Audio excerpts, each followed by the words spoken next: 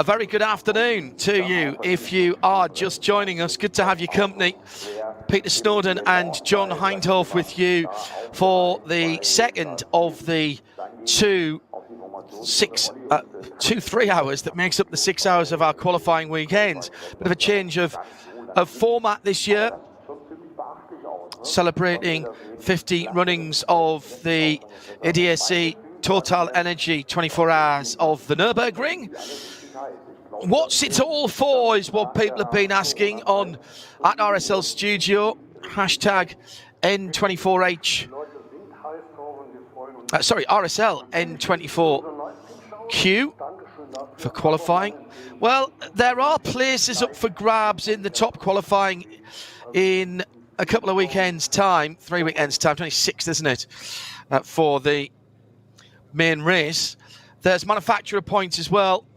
And there's the opportunity to get some running on the track configuration that is only used at the 24 hours. So it's this weekend and the 24 hours. That's the only time that we use the configuration of the Grand Prix circuit as it is for the 24. The only other time is this weekend. Yes, of course, there's plenty of opportunity during the NLS, the Nürburgring Langstrecke Series, to get out onto the Nordschleife, but this is the only time where you can actually use the same weekend, the same track as the one for the big weekend. I would say don't worry about what's going on here. We've had qualifying.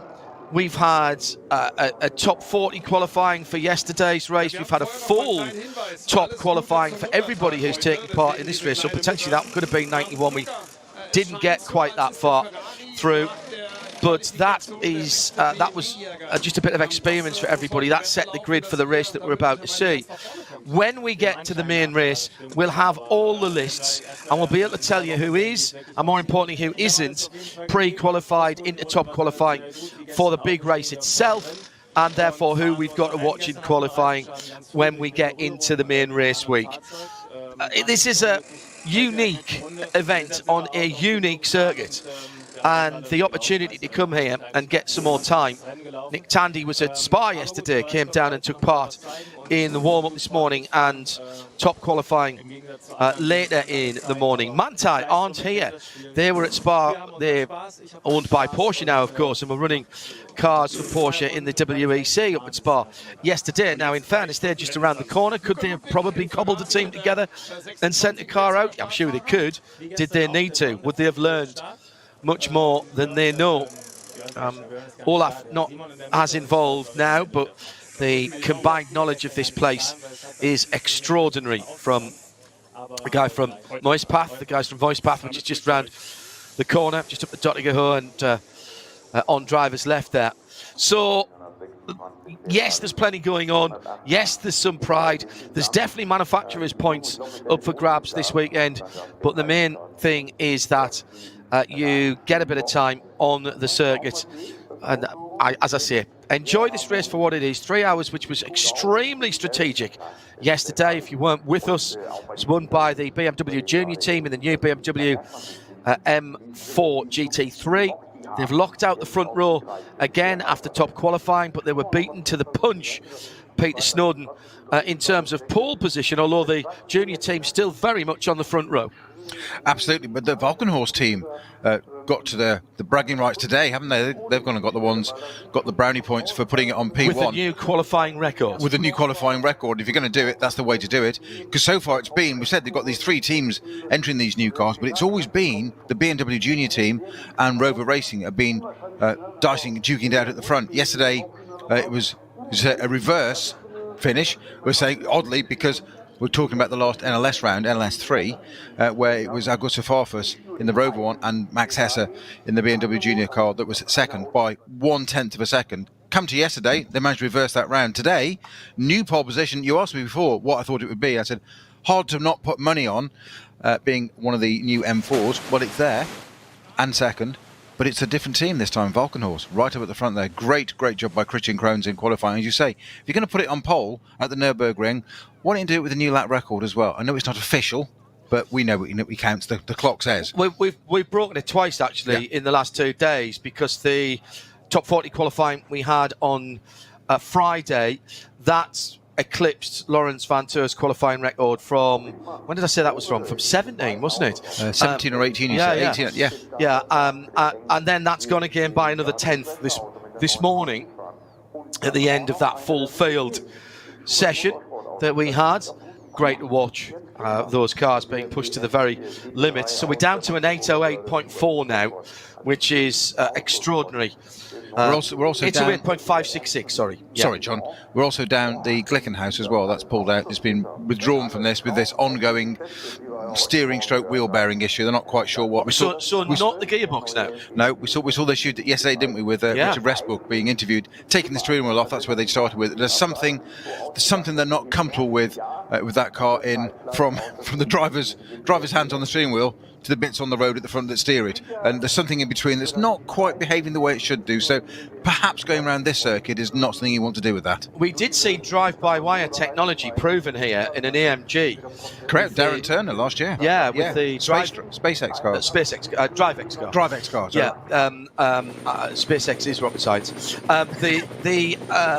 Although interesting, Darren will take that. Interesting. A lot of guys who used to run the factory Porsches in IMSA went to work for SpaceX in the US. Yeah, the DriveX system, very interesting, proving that it can work. It would require a change of legislation in the UK. I remember many years ago driving a Renault tractor unit with a big, a 40-foot long trailer on the back with a joystick. Only a joystick, no pedals, but no connection to the wheels. At that stage wasn't legal. So I talked to Darren about that last year. I said, how do you feel, psychologically, practically, logistically, and psychologically about driving? We've had fly-by-wire throttle for years. Yes, of course. A steer-by-wire, brake-by-wire. You have in race cars now. And he's typical race driver. He just said, if I had any doubts about it, I wouldn't be doing it. He said, so it's fine. He said the only bit of finessing left is, he said it's so close. And bear in mind, this is being developed probably for mobility, disability vehicles on the road. Is that it's the final level of graining on a tyre. It hasn't quite got the feedback to read that. Really? It's that close. Wow. I was like, wow. As you said, wow, that's so impressive. Many cars now have electrically assisted steering. I mean, even going back to our little run around Seat Ibiza that used to be my dad's, the little 1.2, that's got electrically assisted steering, and you hear that. So it hasn't got hydraulically assisted steering, and that's why you can have things like self-park cars, because it's all done through that. So it's not a million miles away from what we've already got. Very interesting technology being proven here on the Nürburgring Nordschleife. If you'd like to get in touch with us at RSL_studio, hashtag RSL 24 RSL N24Q, German national anthem playing at the moment on the front straight.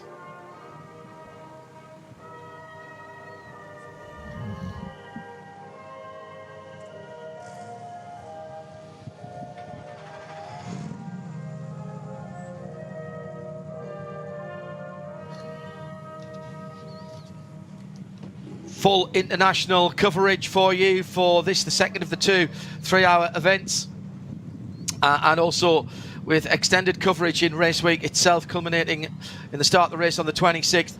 Hello to Fair Use, who's over in Washington, in the District of Columbia, Washington DC, rather than Washington CD, the original Washington, County Durham. He is everybody over there in the States. I've got a lot of people tweeting in. Fair Use, good to know you are tuned in, presumably in sound and vision, no blocks or breaks.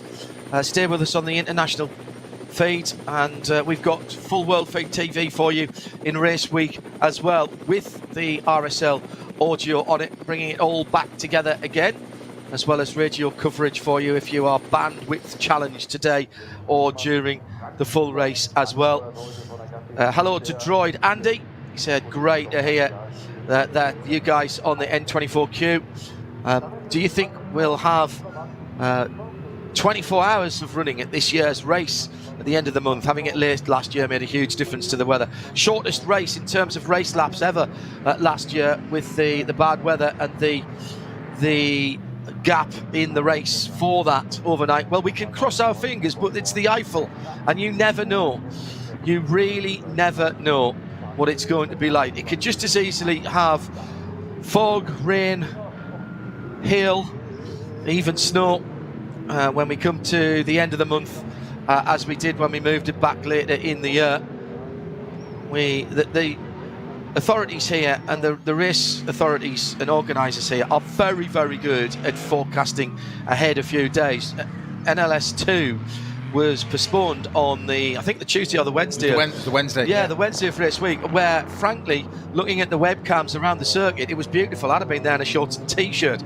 By the time we got Friday afternoon, there was 1.5 inches of snow and ice around the place, and it didn't clear up at all until after we would have been there on Sunday. Chase car, the Audi A6 estate, having a bit of fun going out onto the Nordschleife. I would say that is... spirited. Yeah, and also rear wheel biased, the rear wheel drive biased, actually, just going on the Grand Prix circuit, actually, at the end of the first group. 2 groups today, because we had 91 entries originally for this. We've lost a few cars. There was a couple of GT3 cars, Snowy, that went awry yesterday. The number 15 and the number 22, wasn't it, that we lost yesterday when they came together? We did, yeah, the 2 Audis, yep, they've lost those. Of course, we've lost the Glickenhaus I just mentioned. Normally NLS has 3 starting groups. You're quite right today, John, just 2 for this. The first group is SP9, SPX, SP8T, 7, Cup X and Cup 2. And rather than reading out all the rest of the classes, Group 2 is all the others. Nice, love it. Not full entries in all of those classes, with a reduced number of cars here. 91, reduced number of cars. What are you talking about, Heindorf? Well, I think the max number now is... The absolute max number is 180. We haven't been close to that for a couple of years. We've run in the 130s, 140s for a couple of years. This year, with the travel restrictions lifted, we should get somewhere nearer to that. I would hope over 150 cars for the main race. We'll get the full entry list for that in a week or 10 days' time. Sometimes Grouchy, happily tuned in from Virginia, happily being in Virginia, beautiful part of the world. And coming up, of course, we've got the IMSA series, the WeatherTech series, with the GT Festival at VIR. Kerrigan Smith and the team there, been very busy. Place looks an absolute picture. Looking at some photographs from there the other day. That green and pleasant land there. Natural terrain road circuit that is just so picturesque. It's like racing through somebody's back garden. Just make myself a slight correction, just to make sure I'm quite clear on that. We lost 2 Audis yesterday. One of those did return. We did lose one of them, of course. Okay. The 22 car, the Lion Speed, is back out. That's on track today, so don't be alarmed if you thought we said it isn't. It's the number 15. They were involved in that incident yesterday. One survived, one didn't. It's the 15 Phoenix entry that didn't take part, with Calvin van der Linde and Dries van Toor and Friedrich Vervisch in. Starting drivers front row, as a matter of interest, it's the pole man that's in the BMW, the Valkenhorst. It's Christian Krohns that's going to take the start of this race, but alongside him, the junior team, the 72, they're keeping to their standard format. Of course, they're going to change this now, but the first driver out is Neil Verhagen. Yeah, and he started very well yesterday. And exactly what they did. They did it yesterday, and they've done this all throughout this season so far. They've got this set order that seems to work for them. Neil Verhagen starts, Daniel Harper goes in second, and then Max Hess goes in at the end. Now, of course, they're going to change that round now, but the first driver is correct on that one. Now they won yesterday, and they won with a strategy that had us for a little while at the end of the first hour scratching our heads. They only did 6 laps. 687. 687 was how they broke up the 3 hours yesterday. So just 2 pit stops for the winning cars. In fact, the top 3 cars all did 6 laps, 8 laps, 7 laps. There is a set pit stop time, a mandatory time, depending on how many laps you have done, how much time you've done out on the circuit, which comes into play for that. And so there's some very careful balancing and calculations goes on. But it looked to us, and certainly to me, yesterday, that they were going to struggle to make it on one more stop after they stopped what I thought was a little bit early. But Dan Harper in that middle stint did 8 laps. 8 laps was the most we saw of anybody doing stints yesterday. There was a number of cars in SP9, the GT3 class, that did it. Dan Harper did a brilliant middle stint and actually took the lead in the middle stint due to the fact owing to the fact that he'd done those 8 laps and because of the pace. So he wasn't soft pedaling at all. And then it was a 7-lap stint for Max Hesse at the end, who brought the car home to a 10-second victory as it was yesterday. I don't see much need to change that unless things are exceptionally different in terms of code 60s or yellow flags. We will not see, if you are unfamiliar with this, we don't see safety cars. The cars leading the 2 groups around now will get parked up. If they go out, it will be to inspect things, but they tend to use other vehicles than the Audi R8s that are leading them round. We cover the track with slow zones, double waved yellows, code 120s and code 60s. Those are kilometres an hour, by the way. And it's very rare to see a neutralisation of the full track. Those speed restrictions and yellow flag areas absolutely 100% policed. And as the cars have all got GPS tracking, then the penalties will come quickly and they will be punitive, up to and including the exclusion of a driver, the exclusion from the event of a car, or indeed the removal of the driver's permit to race on the Nürburgring Nordschleife. There's no messing about here. If you are going to do quick extractions, if you are going to do barrier repairs with cars going by, then 60 kilometres an hour is the absolute maximum. And anybody who disregards that, the authorities, and I think rightly so, Peter. Exactly the words I was going to use. Rightly so. They come down like a ton of bricks on them. But in fairness, it happens so rarely that it sticks out like a sore thumb, because it's the respect here that everybody has for their competitors, the marshals, the workers, and the track itself. Precisely, and the whole point is that the discipline in which they do this, the respect the drivers then give it, allows us to continue racing on this extraordinary circuit that you couldn't propose now in any modern world. So, and it is always good, clean, fair racing.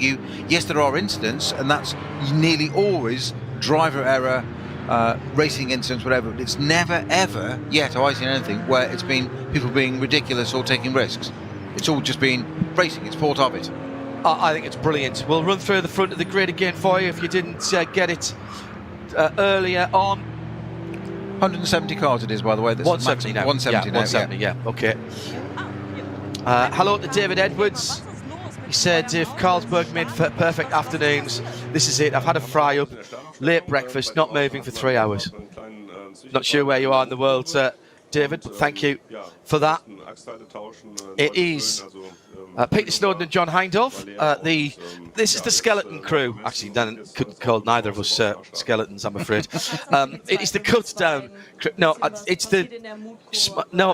it's just us this weekend. We'll pull the full team in when we're back for the race, the full 24 hours. We're looking forward to bringing the whole team back down to this area of Germany, the Eifel Mountains. Lovely road trip for us.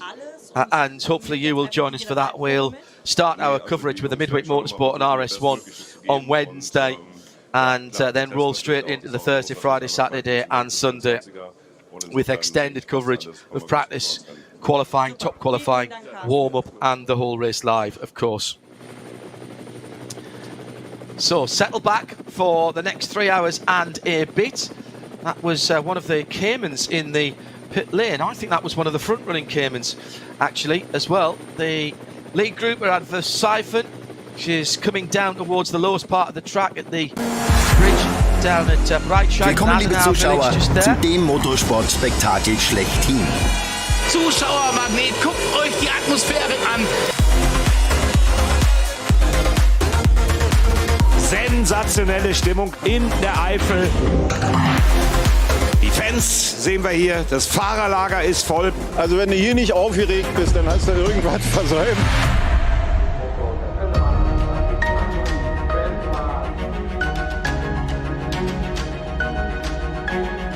Und lassen wir uns freuen auf 24 Stunden Motorsport vom Allerfeinsten. Das beste, das tollste Rennen hier in der Eifel mit den besten Fans der Welt. Startgruppe 1, die Veranstaltung läuft!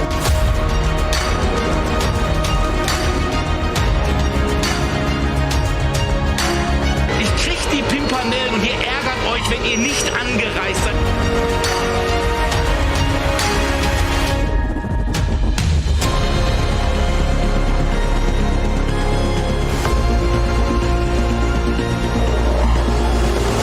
Schau dir diese Bilder an, Jörg. Die hell erleuchtete Grand Prix-Strecke, das Fahrerlager.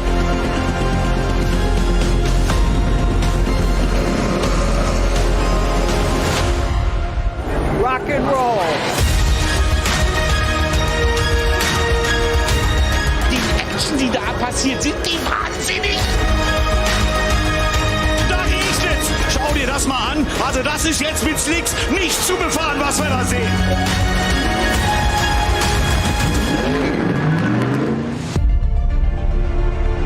Es überschlagen sich wieder einmal die Ereignisse. Wieder einmal wird das 24-Stunden-Rennen am Nürburgring zu einer Mischung zwischen Himmel und Hölle. Berührung, Berührung und beide drehen sich. Was für ein Finale. Die Sieger sind im Ziel. Überbordende Freude an der Box.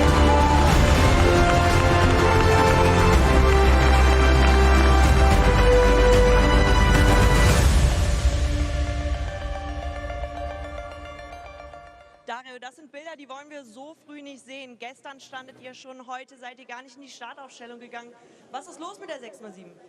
Ja, wir haben heute auf das zweite Rennen A wee bit busy and no Glickenhaus either.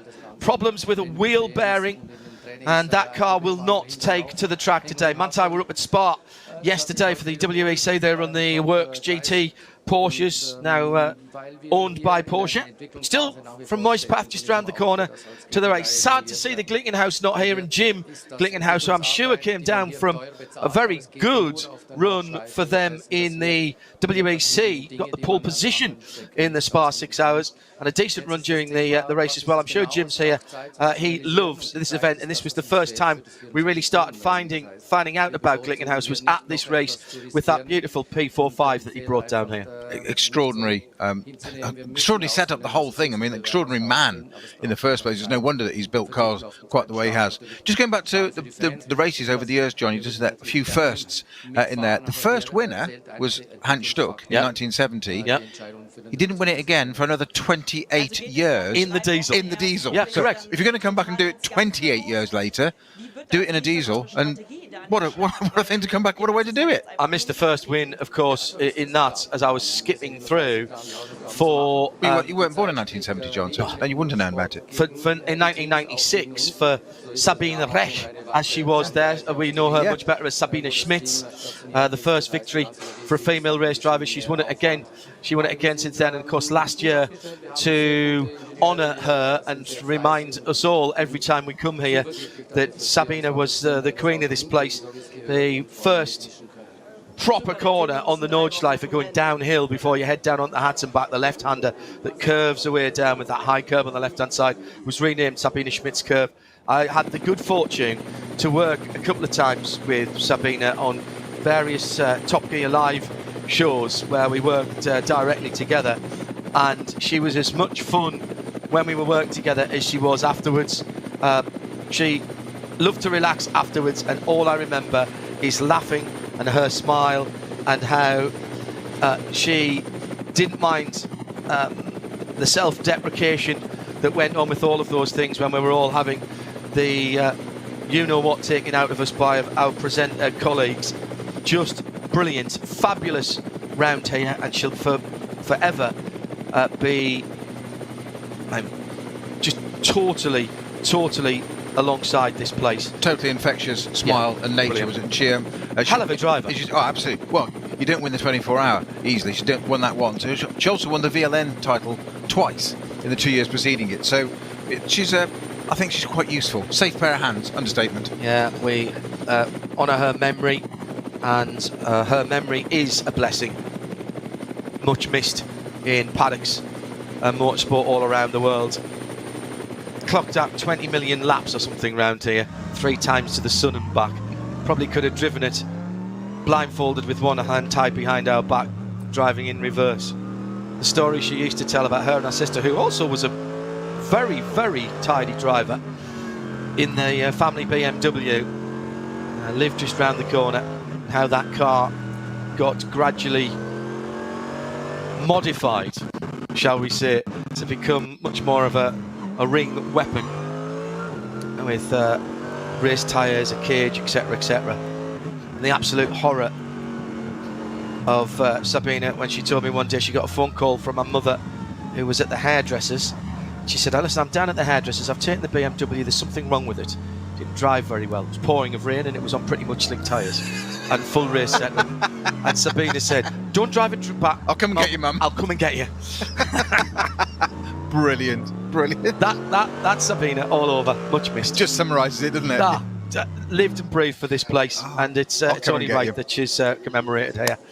There's also a very lovely tradition here of planting trees just outside the paddock, and one or two nameplates on the trees around there of journalists and people that we've worked with in the past, and I do think that's a very lovely, living, lasting tradition. 27 Porsche starting a little bit late. Now, that car, we lost that car this morning. I don't think it took part, did it? In the it's the DBO entry, isn't it? Yeah, correct. Julian Andauer, Matt Campbell. So that car was missing on parade. Mathieu Jaminet, yeah. Yeah, that was Mathieu Jaminet was listed to go out in top qualifying, and it did not. And I wondered if they were saving themselves or whether there was something they were still working on. But that's the black number 27. It's a heck of a lineup in SP9 for Julian Andauer, Matt Campbell, the Australian now living in Germany, and Mathieu Jaminet now living in Luxembourg, or at least he's Luxembourg licence. Jam, as he's known, Julian Andauer, the Frenchman as well. That is a very good lineup indeed. Still that Cayman in the garage as well. Try and tell you in a moment how that is. Temperature's gone up to a slightly warmer 16 degrees Celsius, and that's more what we had yesterday during the late afternoon. We went into the darkness last night, which was really interesting. First time we've seen that on a qualifying weekend. The Cayman is the 252 Kramer entry. Yeah, I'll buy that. The K Kramer, yeah, I'll buy that for $1, as the saying goes. Sold to the man with the microphone. And let's go to that one. So 3 hours to come, 2 groups to start, and what we will have is the leaders forming up 2 by 2 now behind the leading Audi safety car. As I say, very unlikely we'll see that one again, and if we do, something's gone very much awry, because it's not the normal thing here for that to happen.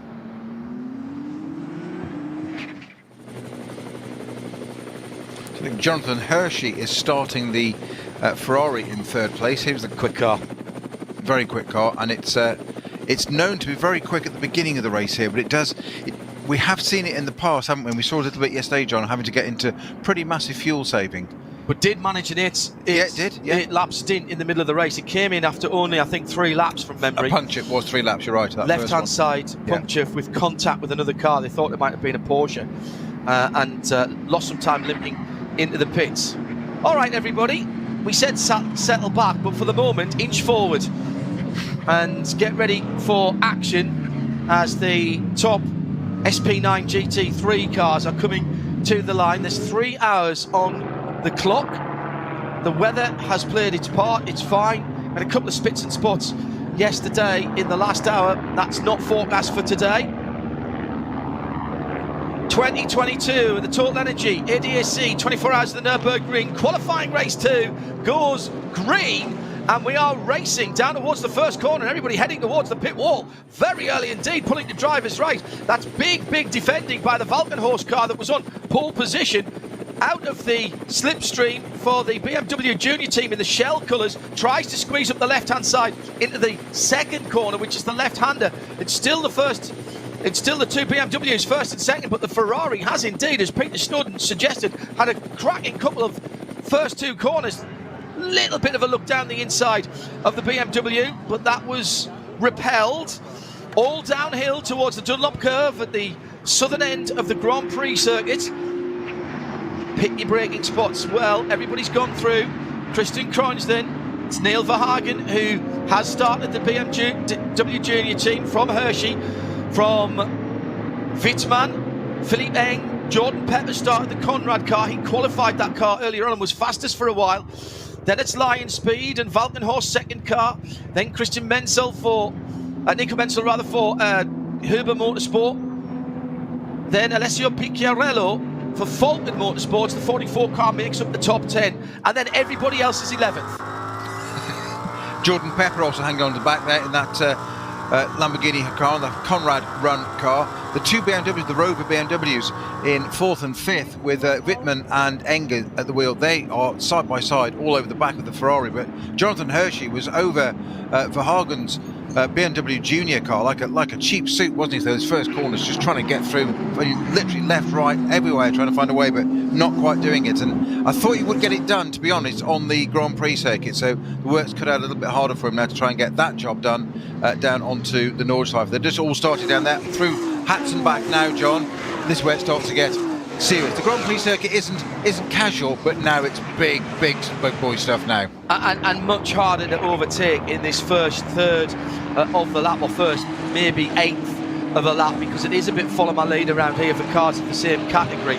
This is a rhythm section, and I don't mean a bloke on a bass, a drummer, and somebody on a cello, but you know what I mean. It's all about getting through there. Already contact for one of the AMG GT 55 car. That's a GT3 car actually, and that is the car of the Landgraf. It's the Landgraf car, yes. Patrick Assenheimer and Lucas Sandro Treft.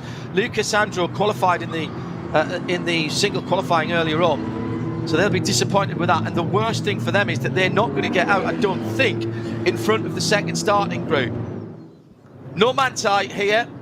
They will still have the chance to get into the top qualifying at the race itself, the big race itself.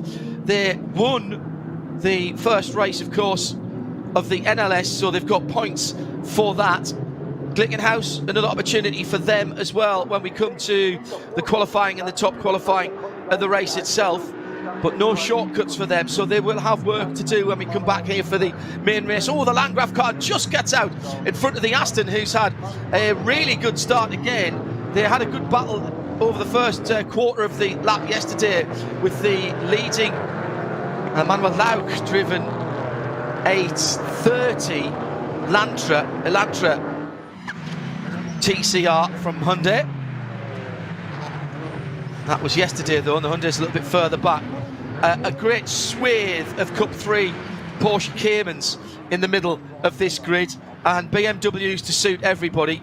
Peter and I in the top qualifying this morning were going through our options for going back to racing, and we decided that a £60,000 BMW M240 ready to go was pretty good. Move up from that to maybe 120,000 for a TCR, and then a 992 Carrera Cup car at about 180,000. Those were our.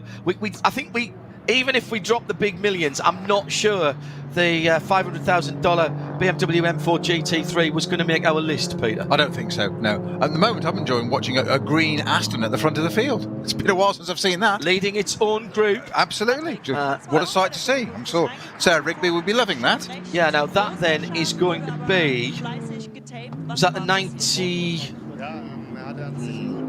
Yeah, that's not the GT3 car, is it? No. This is the second group, the GT4. Yeah, so that's one of the...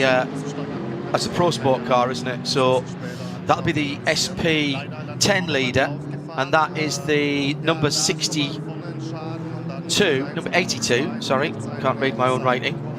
And that then is the, who started that? The 82, I think that was Miklas Born who started that for Pro Sport Racing. He's with Christoph Breuer, Alex Mies and Mike David Ortman, who did the qualifying, the top qualifying in that car. Yeah, Miklas Born started it, yeah. Now, did that Landgraf AMG come out of pit lane whilst there was a red light at the end of pit lane? That is a question that we can't answer from here, but it must have been close because they were on the front straight. Meantime, let's get into the action on the Nordschleife itself with Antti Burri in the 831 Hyundai i30 NTCR, 2 litres, 300 and plenty horsepower, driving the front wheel. 1, 2, did we get 5 across the track at one stage? I think we did. Both the KTMs getting checked up right at the back. You can't miss the orange crossbars there. That was the start of the main group. And where did the Mercedes get the bash? That's what we're looking at, the Landgraf car there. And what they've done there is instead of going on to the Nordschleife with damage to the front end, they've shortcutted through the Vidal chicane and back into the pit lane. Now, they don't get a penalty for that, but obviously they don't get credited that lap, so they'll restart that lap again when they go back out the pit. They've got some very clever timing loops around the Grand Prix circuit in the pit lane. But it's the perfect solution, isn't it? Oh yeah. Nobody's trying to get an advantage. No. You don't get that taken away from you. You don't get it either. So you just back to start again, reset. Perfectly common sense. Typically efficient of the organisers here at Nürburgring ADAC, that everything involved in this. The 2 leading BMWs have pulled away quite a bit now, haven't they? They are super quick in a straight line. We saw that yesterday, but they do move a lot of air. Good 10 car lengths to third place Jonathan Hershey in the Ferrari. I reckon we have started 81 cars in this event. I was hoping to see which cars had gone missing, but they haven't listed the cars that didn't start on the timing screen. So I reckon 81 cars have gone through the first sector at least, and gone through. We'll get the proper gaps as they come through, but it has been a bit of a bid for freedom that has been put out there by the 2 BMWs. Valkenhorst is the white, black and red car, then the Shell livery car. Next up is the junior team. 2 Rover Racing cars working together there, and now they'll get a huge draft on the Ferrari. It will be like they have turbo power, extra turbo boost. And look at the Lamborghini coming up as well, also using the draft. Jordan Pepper getting into the draft. He knows what it's like. He's seen what's happened yesterday. And those BMW M4s move a huge amount of air. And if you can get in there, we saw the Porsches, the KCMG Porsche come from 10 or 12 cars lengths back, tracking 2 BMWs. Jonathan Hershey under increasing pressure now in that Ferrari. Although I thought they could a bit more done down there. Jordan Pepper snicking at the heels of the second of those 2. That's Whitman in the Rover Racing BMW, the second of the 2 there ahead of him. Engert right in front of him. Hershey, a little bit of a gap there. They looked like they did pull up down the Dottingham. He said they just got that straight line speed. Those M4 GT4 cars, the new ones for 2022, just missile quick in a straight line. And a 488 Ferrari is not exactly slow in a straight line, but the BMW might punch a big hole through the air, but it punches it through it very, very quickly. Took his teammate with him, and Jordan Pepper said, thank you very much, I'll have a bit of that as well, and put the Lamborghini in there as well. Porsche on Porsche action as the second of the Falcon cars, which is the 22 car, is the 33 car rather, is having a wee bit of a battle. And that is Marcus Seefried, and he's got Nick Tandy right up his tailpipes. And that's, just saying that is enough to strike fear into the heart of most drivers. Hello to the Tandy family, to the Westbrook family, although maybe you've been stood down now as the Glickenhaus will not be racing, so we'll not see Richard this afternoon. If he can catch an earlier flight back home in time for the Grand Prix, if they knew that earlier on. Beautiful afternoon. Sun shining, temperature around about 17 Celsius. and back out onto the Nürburgring Nordschleife for the second time of asking. Falcon Horst Motorsport from BMW Junior Team, the two BMWs now with nearly 5 seconds on Jonathan Hershey in the Octane 126 Ferrari, the dark coloured car, the red stripe on it, that's the 26. Philippe Eng sniffing around the back end of that car, then Rover Racing's second car, so they are 99 from 98. Then Jordan Pepper in the Lamborghini. Falcon Horst number 102 is next up. That's another BMW. We had yesterday first, second, 5th, 8th and 10th, or 5th, 9th and 10th, I think, for the BMWs. And again, I'm working from memory there. So Christian Krohn leading out from Neil Verhagen, Jonathan Hershey, but the two BMWs still with clear track. They're not going to catch, and Peter, you're looking at the tracker, they're not going to catch traffic till probably the start of the next lap. Yeah, possibly a bit sooner, because they're up at the lead cars are now coming up through Schwabenschanz, going to go to Galgenkopf onto the Dottingerhöhe, and the back of that pack, the slowest car is just. There's one at Tiergarten, but the back of the pack is at the end of the GP circuit. So I reckon they could catch them by. So the leaders are coming up to Adenauer first now. Yeah, all right. I reckon about there. Okay. Interesting, John. You mentioned 81 cars made the start, and we should have 91. Yeah. I can do my maths here. I'm good at this because it's only 10. It's easy. There are 91 cars on track. Just 10 haven't got GPS working. I'm not going to name and shame them, but I've got them all listed here. But I won't name and shame them. Oh, really? But that's why. Do we know any? Is there any list there of ones that aren't, therefore haven't actually taken the start? Because we knew there was going to be some. No. I'll leave you to look at that. Thank you. Waiting for the second group to come through, whilst the lead group already heading down through Kallenhard towards Versheifen, so on the drop down. Sitting in the battle for the lead. Those two BMWs have pulled well away.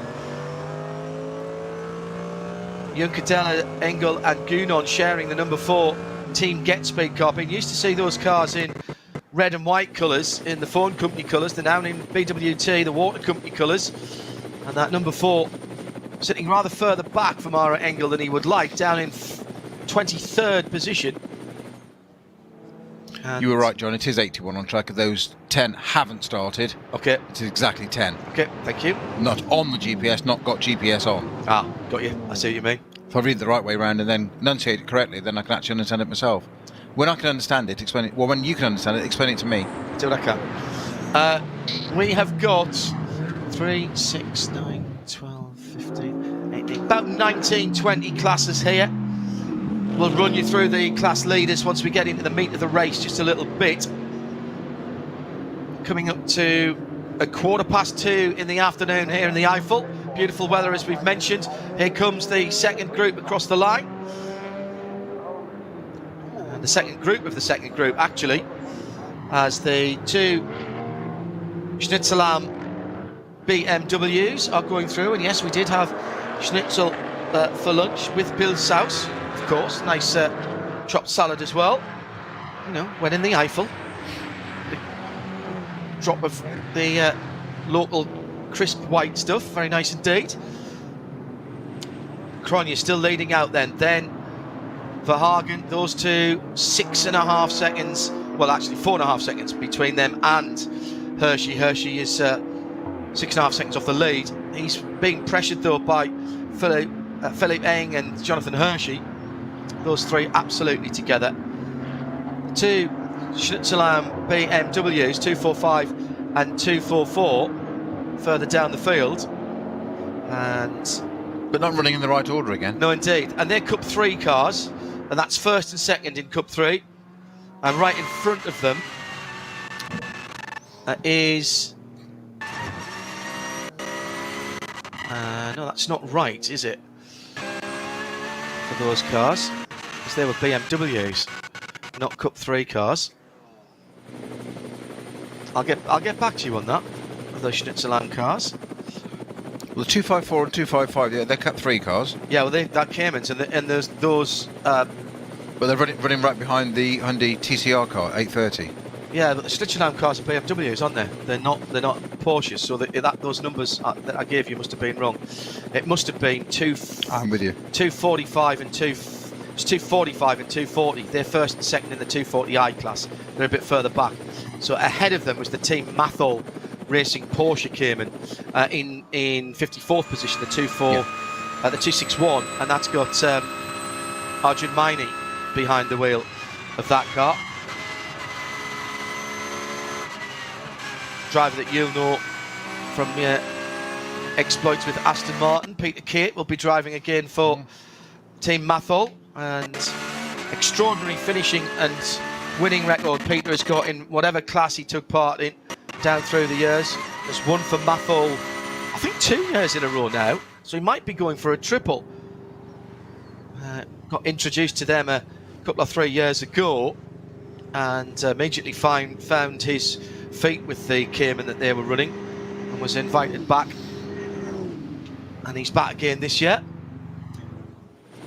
Came up with a thing called the Dinner Plate Challenge, where you had to be blindfolded and drive a lap of a circuit to time, using a dinner plate as a steering wheel. He chose the Nürburgring Nordschleife. We put it next to a video. He did it brilliantly, ended the challenge immediately, because nobody could have, I couldn't have done Brands Hatch Indy as well as he did the Nordschleife. It tells you something, doesn't it? Just talked his way around it. First two BMWs are across the line, then it's the battles behind them really. Fighting for scraps at the moment from the BMW M4 table. And the scraps at the moment are being contested by a new third place car. It's now 1, 2, 3 for BMWs as the Octane 126 Ferrari's been pushed down to fourth. Philip Eng's gone past Jonathan Hershey, but still right in there. The Conrad Blue. Yeah, he's under pressure. Jordan Pepper now. Down through. The left-hander dropping down the hill on the Grand Prix circuit. It falls away much steeper than you think down there. Yeah, hugely so. Watch out for the access road on the left-hand side. That's your braking point just before the start of that gravel trap for the Dunlop hairpin at the bottom of the hill. Now climbing back up the hill again. Really committed into the Schumacher S. Then over the brow of the hill to what I think is a much more difficult corner, the left-hander, before you sweep right down to the Vidal chicane. Very easy to go wide there. And you approach it at such a high speed, right over the top of the brow. You brake just on the brow of the hill, and then you've got to have a car that's really pointy at the front end to get it in there, Peter. Yeah, just as it goes nice and light. And you've got no turn in, you've got a light front end. Positive camber on the right-hander, dropping down. This kink is flat out. Fabulous. They come to next. You want to put as little lock in as possible. Don't let the car drift too far to the left, because you're going to drag it back to the right for the chicane. But this time, of course, instead of going through the chicane and back round to the Coca-Cola curve, you're on to the Nürburgring Nordschleife. So it's effectively a big hairpin. The roller coaster of hats and back. Yeah, just when you think you've got yourself sorted on the Grand Prix circuit. Hello, I'm the Hatzenbach. Somebody's taken the safety net away. There's no runoff. All of a sudden, it's just barriers and a strip of green grass, which is ever so much a strip. Problem for an early problem for the number 5, which has dropped down the order, and that is the Phoenix Audi. The Phoenix Audi. Yeah. That's the Frank Stippler Vincent Kolb car. Technical defect. However, that car has continued. That is the Breitscheid area, post 119. So over down by the bridge that goes over the road at the bottom of the valley at Adana. Now here comes Jordan Pepper on the 4th place Ferrari, moving around. Oh, that's a bit naughty from Jonathan Hershey. He'd probably get away with that because there was a left-hander coming, so he could see he was taking the racing line. That was going through at the top of the hill at Schwedenkreuz, and now down through Arenberg and into the Foxhole. The Foxhole, even in a street car, even in a road car, is absolutely petrifying. You cannot hit any of the curbs down there at all. It just totally unsettles the car. And you brake into that first left-hander in the Adenauer Forest, down one gear, down another for the second bit, and then depending on what car you're racing, down a third gear for the right-hander. Lovely section, but it's so quick, Peter, as many of these combinations of corners are around here.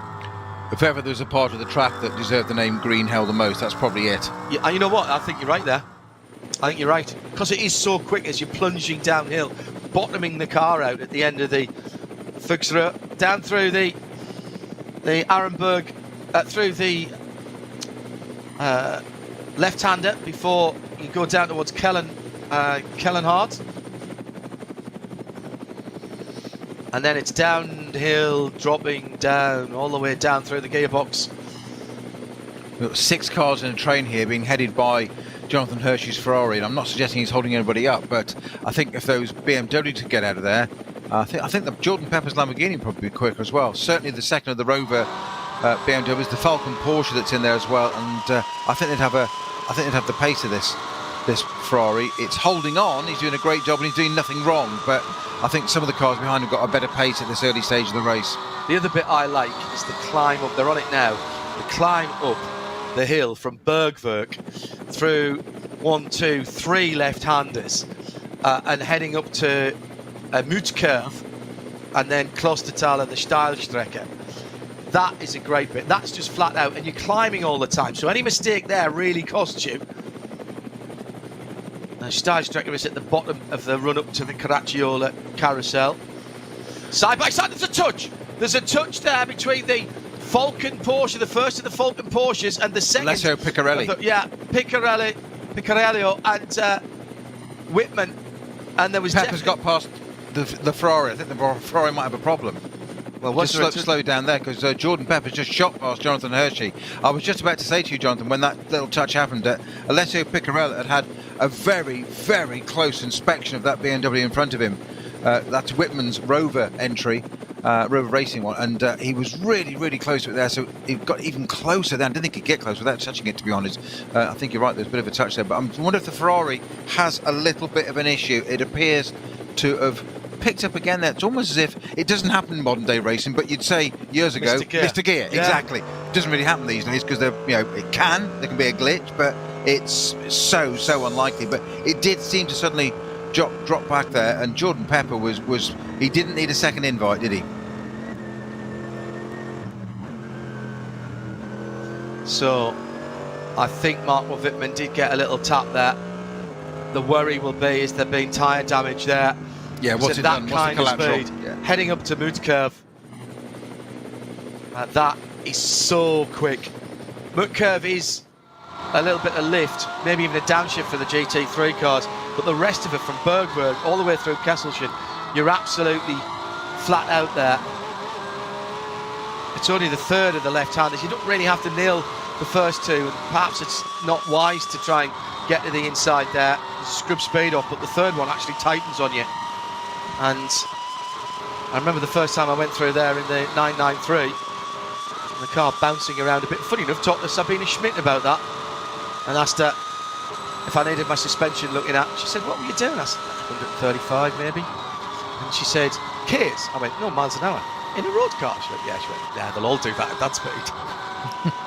In a 993, yes. I said, it didn't slide, it just hopped. She went, yeah, they all do that.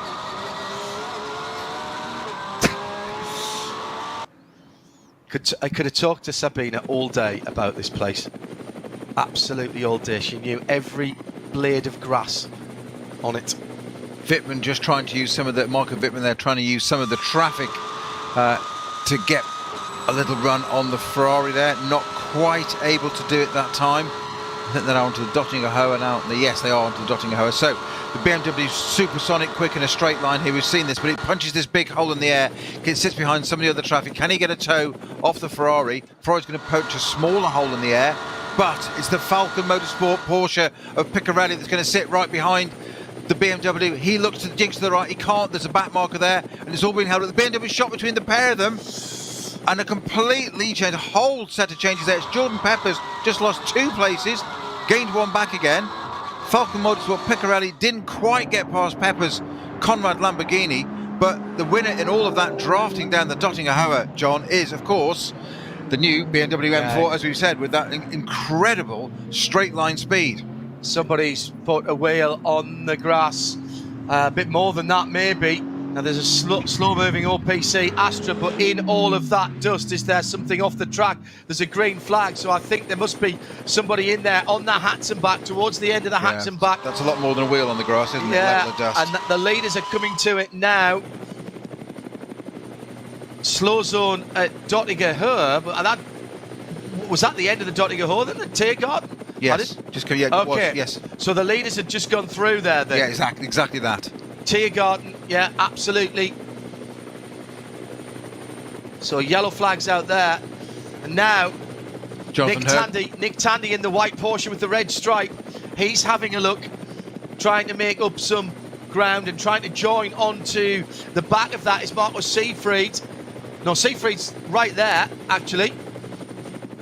So it's all changed around. As you and Bruce have seen that type of drafting at full speed on the Dottinger Höhe in both of the NLSs. It's one of the KTMs. It's one I was about to say. It's a true racing KTM crossbow, and that's had a heavy front end impact, as we said. The level of dust could not be just from putting Stucky. Yeah, it's fairly stuck by the helmet. Out of the car of his own power, standing and looking at. So that's the best part of the news you can report straight away. He's okay, but the car facing back the opposite way, so whether they've had a touch side by side with something, or something's failed, or just got a wheel on the grass and spun it round, who knows. But 117 true racing car is out, and that's not going to take part again. SPX category, yeah. Category car. It's the GTX version. And the slow zone then at the end of the lap. And we've got an Audi moving slowly, and that's through the slow zone, and that's the 5 car. So we had problems with that. We heard that car had problems early on, didn't we? For the Scherer team's Phoenix car, the Frank Stippler car, and that car has limped into the pit lane. So that car must be all the way down at the back of the field with Frank Stippler, yeah. So that had a problem on its second lap, and has taken that amount of time to come back around. Technical defect that was, right on the far side of the track, wasn't it? At Breitscheid, I seem to remember. We mentioned that. Well, Stippy has got it back. Well done to him. But a big shunt for Ferdinand Stuck as Frank Stippler noses the car in towards the garage. Looks like a right rear suspension problem. They put it on the dollies, the wheel is off straight away. Yeah, that's going back into the pit garage. But just to confirm, the 117 KTM Crossbow GTX in the SPX category, Ferdinand Stuck, the starting driver, out of that car after a big accident at the end of the Dottinger Höhe at Tiergarten. And despite a few drops of rain yesterday, the amount of dust that was there tells you that it's been very dry around here. We've got another car stopped at Adnar Forst as well. Well off the road to driver's right. Now, where there was a yellow flag there,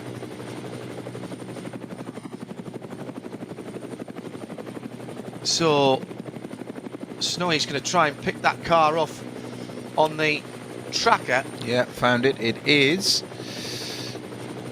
I think it looked. I don't want to even say it. What? Well, why would I want to say it? It's an Aston Martin. Correct. It's Pro Sport number 81 car. Yeah, from the SP10 category. It was the green. You just forced me to do that, didn't you? It was the green and it was the green and orange on that car. I could see it even from the overhead. That's Agita Dumari, Alexander Volker, and Yevgen Solkolovsky. And so that car has stopped at the end of the foxhole up at Adnar Forst, but he's on driver's right. Where the circuit curves to the left and does that right-handed hairpin, he's all the way over to the right as if he'd just gone straight on there, which is a shortcut you can take in some race simulations. It's the only car involved at the moment, so it may not be anything else. It might be mechanical, you never know. It's a long time to go.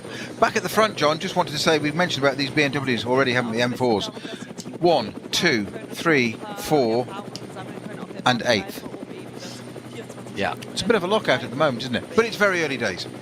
2 hours, 30 minutes to go. We're only half an hour in, John. Half an hour gone. I'll do the class leaders in a moment, but we've still got battling up towards mid-curve. And there was another touch on the back of the Wittmann BMW. That's twice he's had a touch now for Marco Wittmann. They've got slower cars there. This time it's Jordan Pepper who wipes the back end of the BMW with his Conrad Lamborghini, weaves to the right, then back to the left again. And here comes the Falcon Porsche as well to play in amongst that. And that must be the 33, Marcus Seefried. So that BMW losing touch just a little bit from Christian Kronius and Neil Verhagen and Philip Eng. And then 4 seconds further back is Wittmann, Pepper, and everyone else.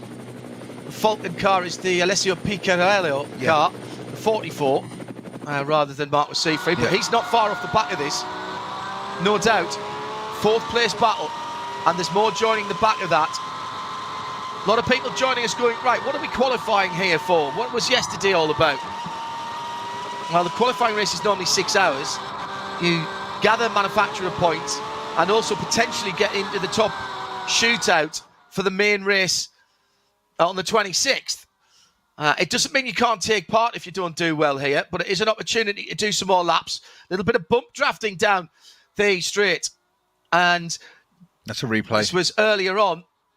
So Hindhoff getting excited about replays, not headline news, I'm afraid.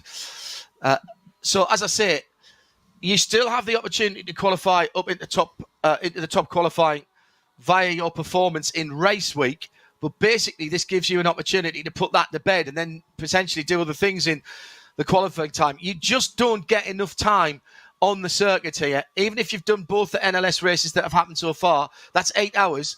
And yes, you use the Nordschleifer as it is, but the Grand Prix circuit is completely different.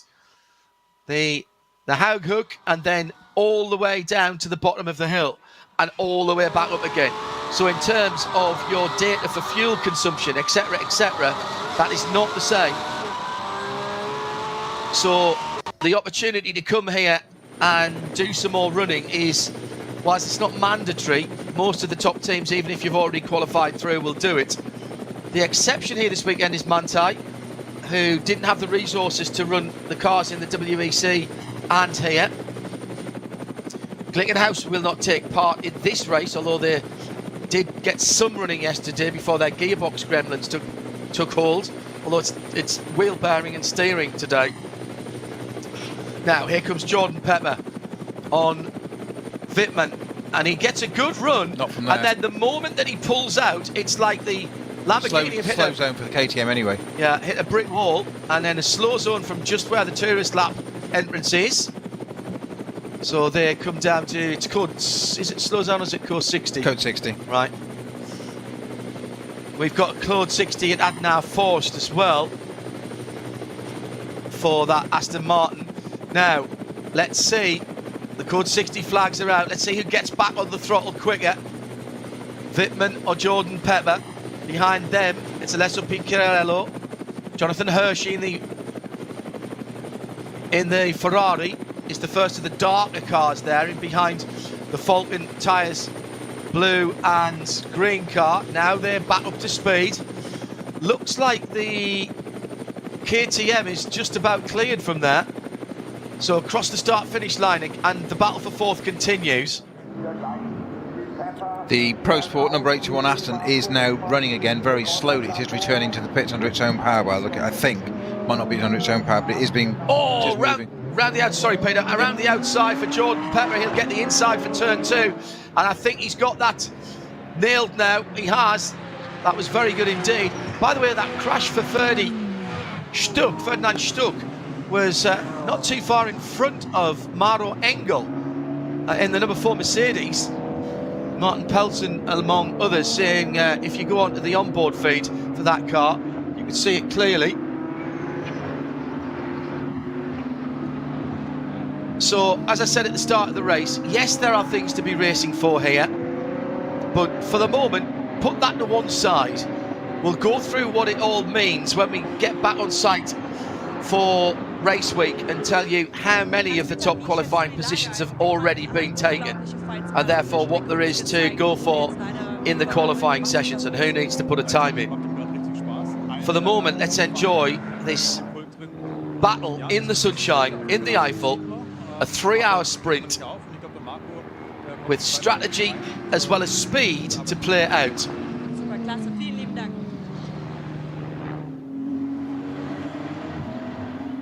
So, Peter Snowden and John Hindhaugh, hello. Nice to have your company. Very impressed with Jordan Pepper. Not sure what changes they've made, Snowy, to the Conrad Racing Lamborghini Huracan. They were in the top 20 yesterday, but pretty anonymous. They were. It's an odd mix with that car. We mentioned it before, didn't we? Yesterday, it's had a pole position earlier this year, and then finished just in the top 10. I think it was 10th, and then yesterday just didn't really figure. It is a Pro-Am car, though. Yeah. So Jordan Pepper is the pro. He's got Axel Jeffries. I'd be interested to see how the organisers here rate him, because he's a very, very good driver. And then Michele Di Martino as well in that car. So at the moment, that is the lead Pro-Am car in SP9. And there's no reason, there's no difference in the cars. So when you've got your pro driver in, there's no reason that your SP9 Pro-Am car shouldn't be as quick as an SP9 Pro car. As Peter takes a huge intake of breath as one of the that was the Zorg one of the Zorg Rennsport BMWs from further down the field was basically had a flyby from 2 GT3 cars. Well, yeah, Nick Tandy was part of that. It was Jonathan Hershey leading that. Jonathan Hershey in the Ferrari. Ben Tuck just behind. Then Nick Tandy also in touch with that, and there's who's right behind Nick Tandy as well. At the moment, I'll just take the different screen down. It's Guba Kamiziak. Yeah. In the Shearer Sport Audi, right behind that. So people often ask you what's exciting this? What's different to what the mainstream layman watch Formula One? Why do you watch GT racing? This is why you watch it. This is GT racing, GT3 racing, the top category now in the world. These guys at its absolute best, and particularly on the best canvas in the world as well. I think that's the other thing. This playing field, by no means level in terms of its geography, but this place, you're racing the place as well as you are everybody around you. Christopher Haas in the 22. No, it's not. It's Patrick Niederhauser, excuse me, in the 22. He started the race, plunging downhill now towards Verstappen. Down through the right-hander, lots of blue flags being thrown, and he'll head down towards the bottom of the hill. Again, you pick up all the little places for braking points. The access road from the right-hand side there, but a huge gaggle of cars. Very steep uphill after the bridge. This is Ben Tuck's chance to get past the Ferrari, being held up by one of the Caymans there. Can he do anything? Of course, they now got, is that Nick Tandy right behind him as well then? It is, isn't it? So 3 of them get into line. Nick Tandy, of course. That's brave. Yeah. That's brave for Ben Tuck. Up the hill there. You don't need to use your brake. We've got 3 wide. Here comes Tandy on the outside on driver's right. He drops his right-hand tyres onto the dirt. The pass on the grass has been completed by Nick Tandy. 2 for the price of 1. Pass 1, get 1 free. An unashamed round of applause from me there, which you probably heard. I apologise, John. No, that's fine, mate. But as you said, just as you said, Ben Tuck, that's brave. He got alongside Jonathan Hershey. They had to do it. So what happens? Nick Tandy says, I'll have a bit of that down the other side. Thank you very much. He's obviously watched Mr. Kevin Estra, the master of pass on the grass, and thinks, well, if he can do it, I've got the Porsche the same. I can do it. And he's just proven he can. Nick Tandy, 2 in 1. Thank you very much. Oh, brilliant stuff. And there'll be a small portion. I hope Felix heard that. Yeah, there'll be a small portion of Bedfordshire that's just gone fairly bonkers there. Tandy wasn't even here yesterday. Oh, the crash right in front of that battle. That's on the run up to Mudcurve. That is... I've got a feeling that is the Falcon Motorsports 33 Porsche. No, wrong colour. It is. No, it's over there. It is. Yes. Sorry, there's 2 cars involved. Sorry, Peter. I was looking at I was looking at the intervention vehicle, thinking that's Audi colours. You're right. It is the 33 car. So that is Patrick Peeler who started that car. no heavy damage to it, obviously, John. From the aerial shot we can see from our helicam, but there's no corners and wheels and bits missing, so it's just facing the wrong way. So that's a very strange. It's a very strange place to be facing that way without any serious damage. No, it's Picariello who was. Picariello, yeah. Who was bumping into the BMW. I was going to say, Correct, is it a throwback to something that happened earlier on? Patrick Pelé makes very few mistakes. I do like the idea of having the numbers on the roof, teams. Thank you very much for the overheads. It's official. It's official. You got approval. Yeah, let's do it. Let's do it. So, was that a Klostertal or was that further round from there? Yes, it's Klostertal. You're right. So I thought it was just after the Moot curve. I mean, that's insanely quick there. Klostertal's just a little right kink, very high curb on the right-hand side. Moot curve is a lift, possibly a change down for these cars, the left-hander before it, but it's all climbing and you want to keep your foot on. I've seen some big crashes down there, down through the years, and in the World Touring Car Support races as well that we've had round here. Still double-waved yellows at the end of the Dottinger Höhe. Exmüller approach is clear now. That was yellow flags for a moment or two. Falcon team clearly have heard from Patrick Pelé. There's head in hands there. And it looks like the 44 will take no further part in what's going on. It's now a code 60 at Klostertal.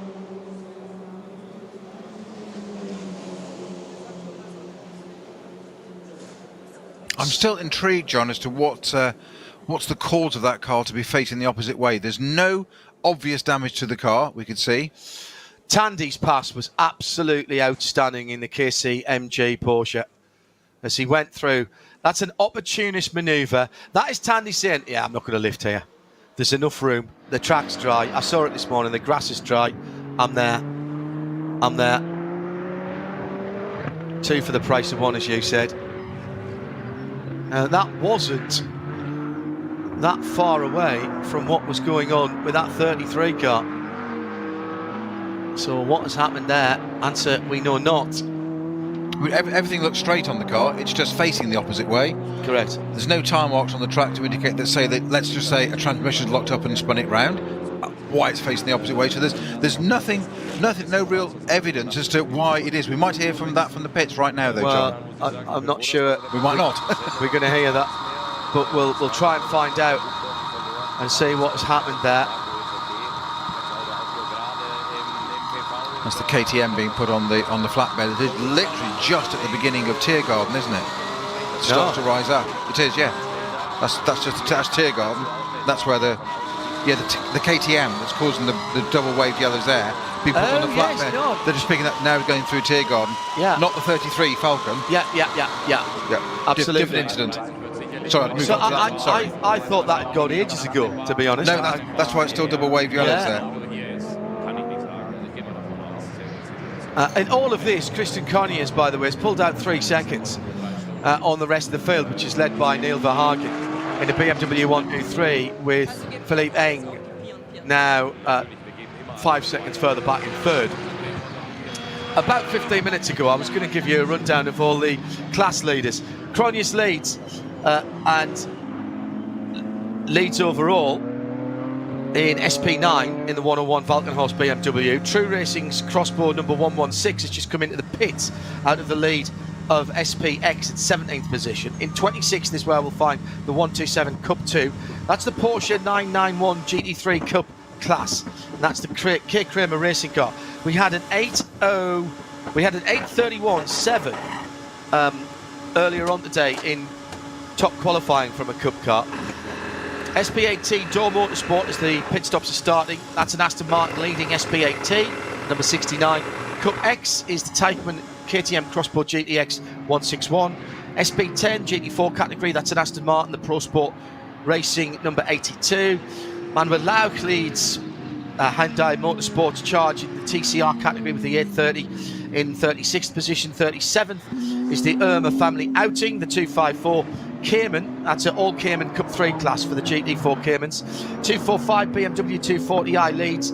That's the Schnitzelam Racing a BMW M240i. The Adrenaline Motorsport Cayman S leads in V6. It won that class yesterday, the 396 and 52nd. In 53rd, it is the 224. That is Zorg Rennsport, the BMW, the rear wheel drive part of VT2. 114 in 57th place is SP3's leader. That's the Van Dam Subaru Technical International WRX. Com Ledegar is in the pits, but was scored in the lead of the alternative fuel category. That's where the Mustang is as well, the 109, the 633 GT4 Cayman. 874 Cup 5 BMW Club Sport, that's their class. That is the Adrenaline Motorsport 871. V5 is led by the 444 Adrenaline Motorsport Cayman 981. Volta Olina Strycek are at the wheel of the Opel Astra OPC, which leads the front wheel drive section of VT2. Ben Lyons is at the wheel of the 323 BMW 325i, which leads V4 with 45 minutes down, 2 hours and a quarter still to go. 228 is under investigation. With code 60s comes investigations for not following the rules, and the 228 is the Team Zorg Rennsport Cayman S. That's the Xavier Lamadrid, Carol Feach and Fabrice Reicher. When the barrier repairs going on to drivers left coming into Tiergarten, so I think the code 60s as much for that. So that was a big old hit. Driver's right. KTM. The barrier repairs were on the left. So it was a big hit. So it's hit one side and gone the other side. Thank you. Yeah, I think he's nosed in. Yeah. So whether that was a touch or not, we can't tell you. Valkenhorst then still leading. The OPC Opel Astra class coming across the line now. Good little battle there. 110 and the 87. They're running a little bit further down, but as ever, having a cracking scrap between themselves. And that's the Strycek car which leads the track, and right in behind it is the Young Motorsports car, and it is one of the Youngs in that. That's 68th overall, but the battle for the lead in the front wheel drive part of the class. So the red, green and white is the Strycek car. Not sure it's Volta Olina in that car. Behind them, the 8-7 is, I think, the remaining Young car, because they didn't have a lot of luck yesterday. One of their cars didn't make it back to the start this morning. That was the 89, Jean-Philippe Imperato and Francois Valles. Jean-Philippe, the CEO of Alfa Romeo Racing here this weekend. It's Tobias Young in the 87 there. Michael Eichhorn, Jean-Marc Fino, Daniel Yenichin.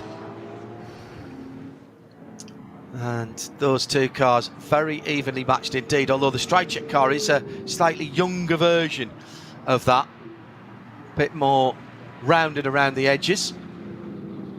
Third, by the way, in that class is the VW Golf number 223 that won yesterday.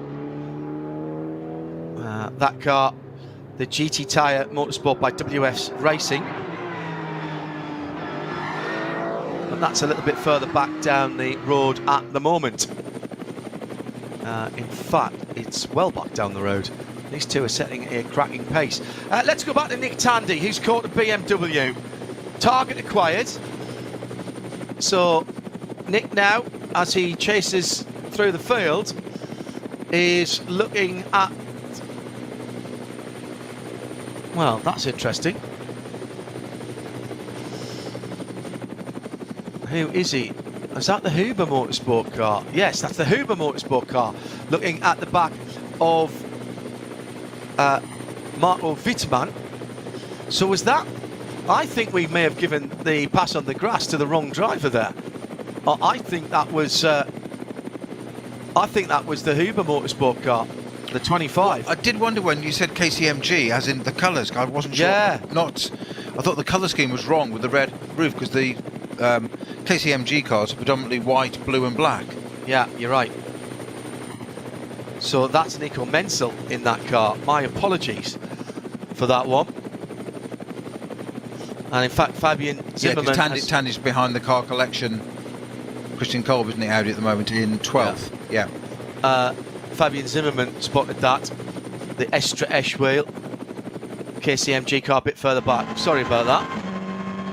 And maybe a faulty driver ID, because Patrick Peele was in the pit when Marco Siegfried was at so we think it was Siegfried that was at the wheel of the 33.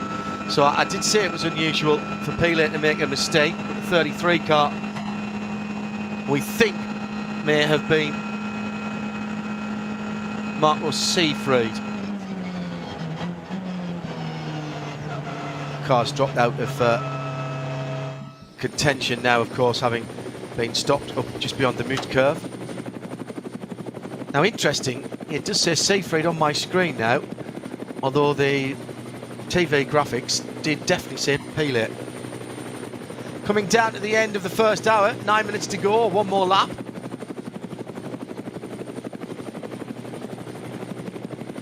Track is clear everywhere bar the Tiergarten, I think, at the moment. So this battle for position between Wittmann and Menzel will have to be put on hold for a moment behind them. Right, we've got the cause of the KTM crash. It's on the Dottingerhoer kink on the left. Yeah. Full chap, best part of 300 Ks. He's just got two wheels on the grass on the right-hand side. And spun across to the left. Just had a what you'd call a tank slapper as a motorcyclist, and just gone the other way. So no wonder they're still fixing the pit wall. Oh, pit stopper. That's Rover Racing. That's Eng in, and Kroons follows him in for Valkenhorst and the BMW Junior team. So that has left Jordan Pepper, I think, in the lead. All right, now I'm awfully confused, or my timing screen isn't updating, because well, that is at the end of 6 laps, which is exactly what they did yesterday. Well, that came up very, very late indeed. So Jordan Pepper leads for Conrad, but now the top 6 cars down to Nick Tandy, and I really do mean Nick Tandy in the 18 this time. So Conrad, number 7, the 44 Falcon, the 98 Rover Racing, the 25 Huber Motorsport Menzel, the Valkenhorst with Ben Tuck 102, Tandy in the KCMG number 18, TF Sports Aston Martin, and Schnitzelam in their GT3 car. That's the top 8 who have not stopped at the moment.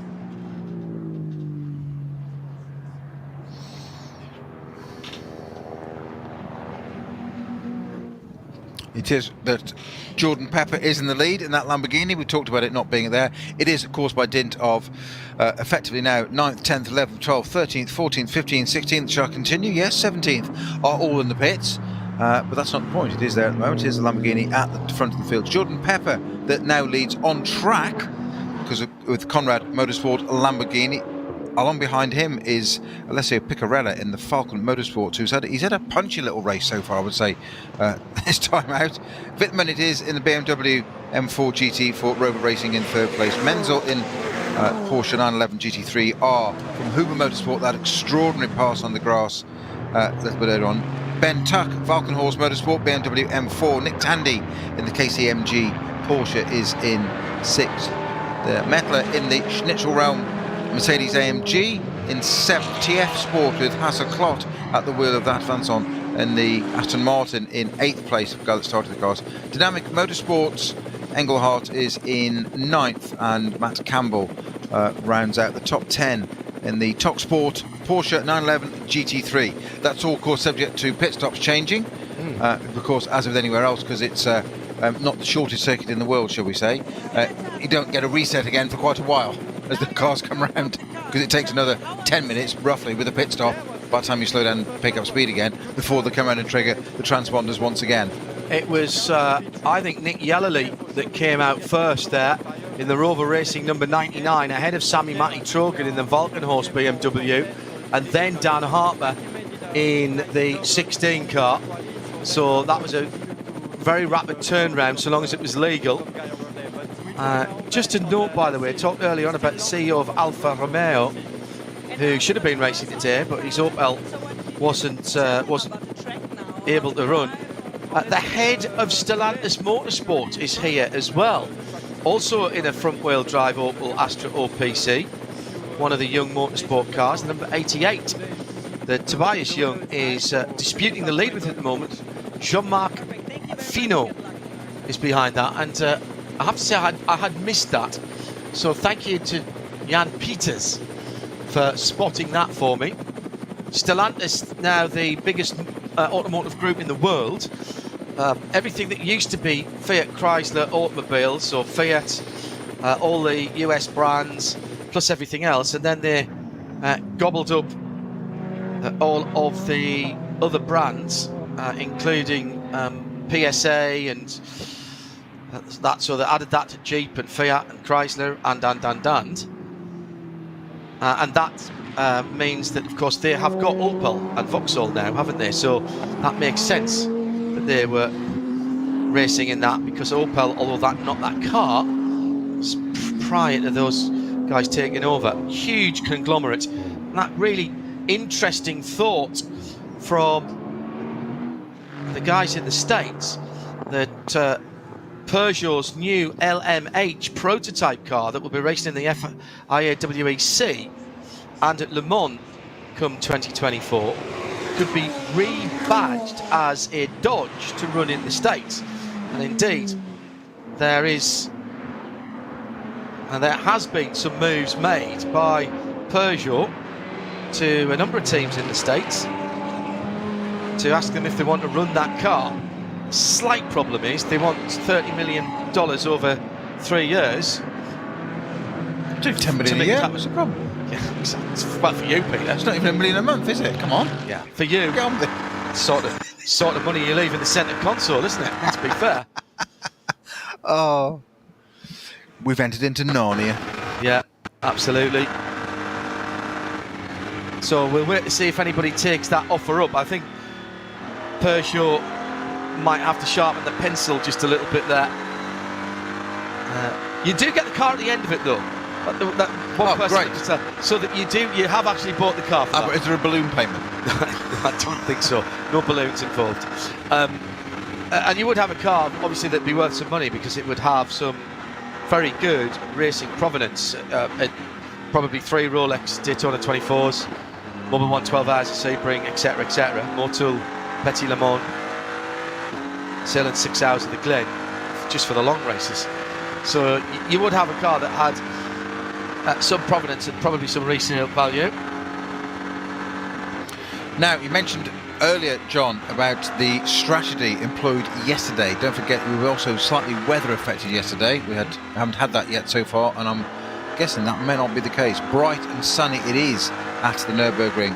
687 was the strategy that was the winning one yesterday. Second place did a 786. Yeah. I sound like a football pundit here, don't I? When we saw all this No, I think the top 3 did 687. Well, no, it was 687, 786, and 687. Oh, okay, right.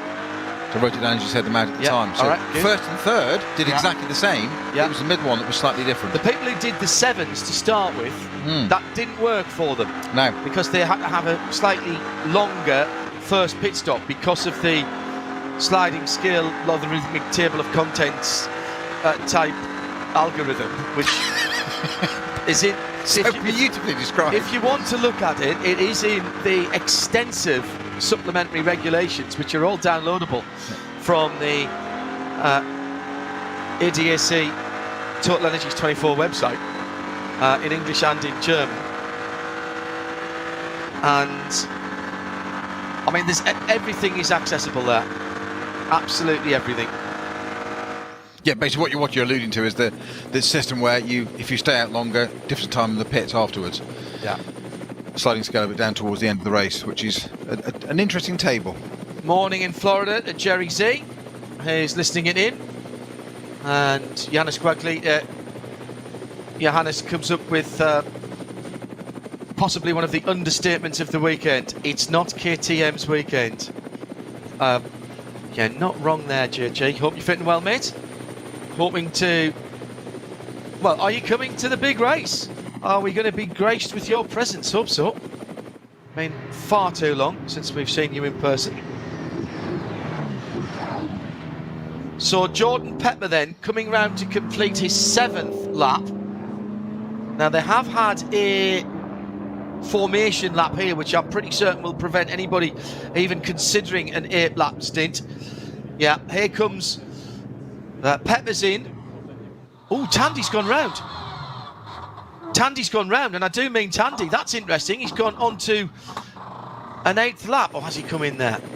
No. Yes. No. Yes. Yes.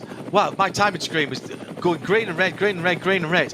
So Pepper, Piccarello, Wittmann, Menzel, Tuck, Tandy, all in. Still waiting for the Haskell TF Sport Aston to come in, the number 90. 7th last time around. So full service for all of these cars. That'll be a new set of whatever tyres there are, whichever manufactured tyres. There's Yokohama on the Valkenhorst BMW 102. Michelin, Dunlop also represented. Falcon, of course, in there. It is an open tyre formula in GT3. I think last year we counted 11 different tyre manufacturers across all the classes. We'll do the same again when we get to the big race this year. Oh, countdown timer on the side of the Valkenhorst BMW for how long it is in seconds. It's in the detail, isn't it? That it's is in the detail. Superb. Now, is that to dropping it, or is that to the end of the pit lane? But they'll know how many seconds it is to the end of the pit lane. Jordan Pepper, I think, has got out of the Conrad Lamborghini. So the top 11 who hadn't stopped now have. So waiting for the Mercedes AMG team Get Speed number 3 to come around, which did pit. Now Fabian Schiller came in at the end of 5 laps, so that was a very early stop. Maro Engel did the same actually, so the 2 Get Speed cars pitted early. That would make their first pit stop very short, and they put in Adam Christodoulou and Daniel Juncadella, and there go the 2 pink cars. They're now first and second. Adam Christodoulou leads because he's been out there longer than the cars that were battling for the lead. That was a shorter first pit stop on the algorithm. Haven't we got 3 BMWs on track here at the moment, all fighting for this position? That's 3rd, 4th and 5th. Exactly. Unbelievable. 3 different teams all running those cars there. So you've got Rover, BMW Junior and Valkenhorst all battling out. 3 different teams, the same product. Yeah. True Racing's XPX Crossbow's gone through in an overall 3rd position ahead of Dan Harper for BMW Junior team. Down the inside. That was a super move for him. He was actually ahead at the line. And Yellowlee's had to give way, and Yellowlee might get mugged again. Sammy Matty Trogan for Valkenhorst right there as well. He's the one who's dropping back, side by side, the Rover and the Valkenhorst car. And so Dan Harper, who did that brilliant middle stint yesterday of 8 laps, which effectively took them to the lead. So it did. He took the lead, yeah. Well, this time he's going to have to do that again. They started from the front. Good opening stint. Christodoulou leads by 3.5 seconds from his teammate. So the 2 Mercedes, 3 from 4, the 2 Get Speed cars, but yet have made their first stop, excuse me. But they did it at the end of lap 5. Right, so I reckon that has to be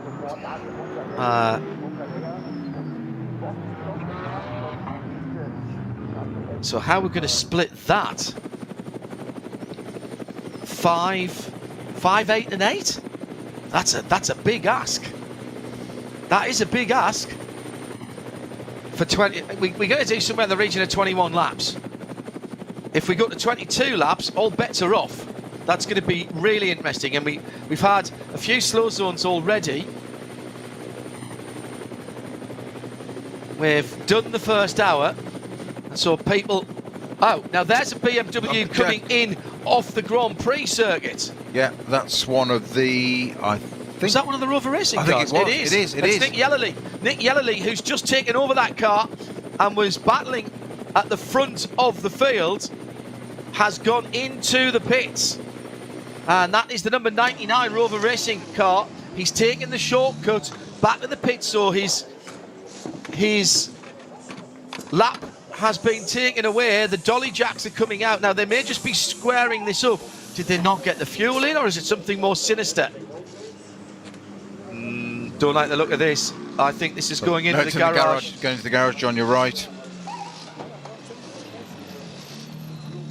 Now, that's the first time I think I've seen one of these new M4s worked on during race. And is the other one in? They're both in. What is going on here? Both of the Rover cars, a little witness mark on the side of the 98 where there's been side-by-side contact. So, 99 and 98. So Nicky Katzberger's in as well as Nick Yellerly.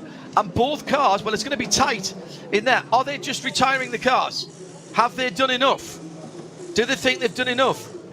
Oh, no. You see, I would say by the body language of the drivers who were looking at that with hands very much on hips, and the fact that they are going to work, the bonnet is coming off, the engine cover's coming off, and the other drivers standing around look to have some concern. This is not planned. Not planned at all, Snowy, is it? Well, just as I went and said, I've never seen one of these M4s come into the pitch during a race yet. Both from the same team come in tandem. Unbelievable. John Edwards looking, the American. That's both of them.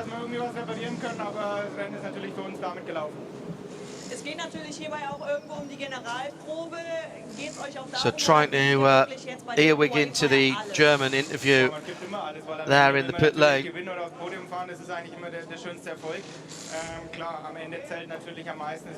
Accident in the pit. Thank you, Michael. So was there a coming together in the pit lane that has damaged the two Rover cars? Surely not together.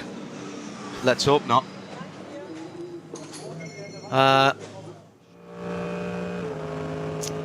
Right, we've got some penalties, so that's awful news there. News of some penalties here. Not at the very sharp end of the field, but numbers are recognised, which means I've been reading them out at the front of classes. 261, Team Mathol Racing, with a 32-second penalty. They blew their pit stop time. And 2:28, they can serve these the next time through. 2:28 is Zorg Rennsport in their Cayman S.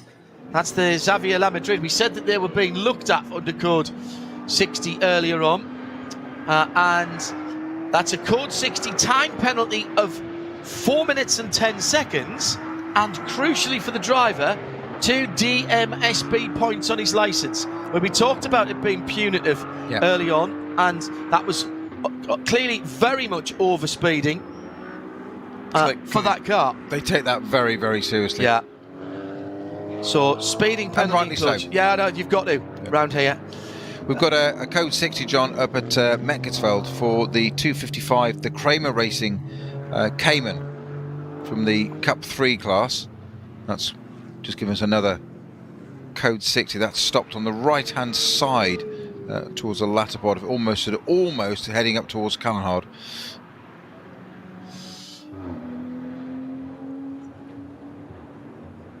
So Christodoulou surely coming in. No, sorry, he's made his pit stop. So Christodoulou has, see, the Get Speed guys have really thrown the tactical dice here, haven't they? Coming in after 5 laps. So did True Racing with their KTM Crossbow, by the way. Everybody else has stopped on lap 6, or more likely 7. The number 6 Mercedes, our minty fresh car, the Team Bilstein car in 12th position. They had a problem early on and stopped very early. They stopped after just 3 laps. So they have to do a long middle section. I really, this is going to be interesting for me. I'm not going to say that the Get Speed guys have done anything wrong, because what they've done is they've got Adam Christodoulou, who is a real expert around here, and Daniel Juncadella, who is fast everywhere. They've got them in clear air. And what's happening at the moment is they are putting in very good lap times. Adam Christodoulou put his best lap time in last time around, an 8:13.4, an 8:16.4 for his teammate behind him. So is this effectively them getting the performance advantage, filling the car up, taking the slightly shorter pit stop coefficient time? Absolutely flat through that left-handed kink.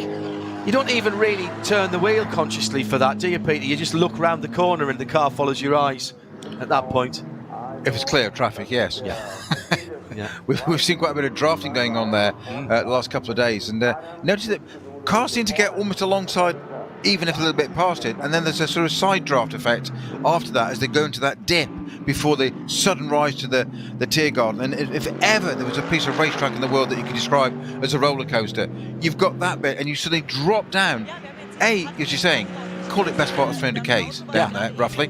Yeah, you've got this fast. And you're still on the throttle at the bottom of that dip. You're not. There's no, because of the uphill, you're braking so late. It's a maximum aero. Yeah. And also the car bottoms. And then it comes up and it goes light, and you've got to go right, left, and onto the pit straight. And then on the last bit, the left-hander onto the pit straight, they just put the barrier. Did they give you a run-off? No. Is there any grass? No. It's a barrier.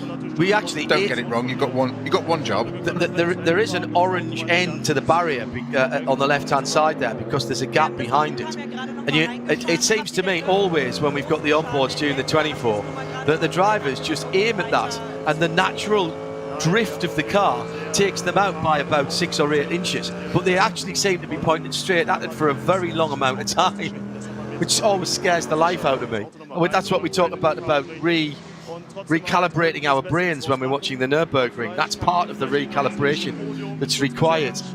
So Christodoulou's gone through and onto his 9th lap, which will be his 4th at the end of it.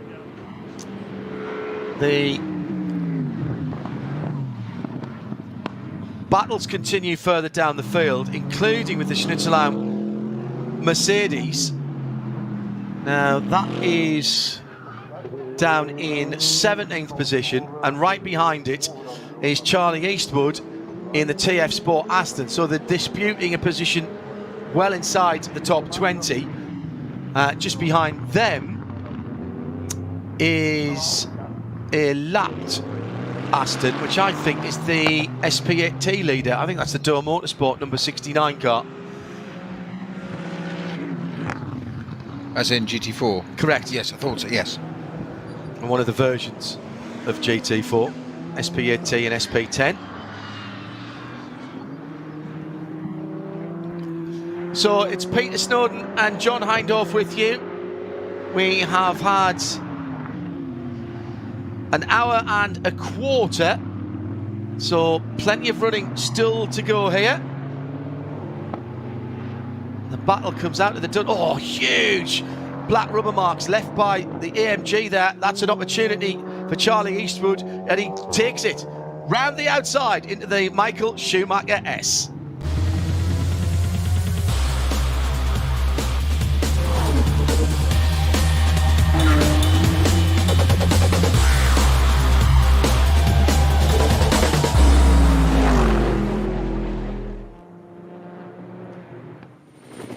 Beautiful afternoon in the Eifel region of Germany. Welcome to the second of 2 3-hour contests.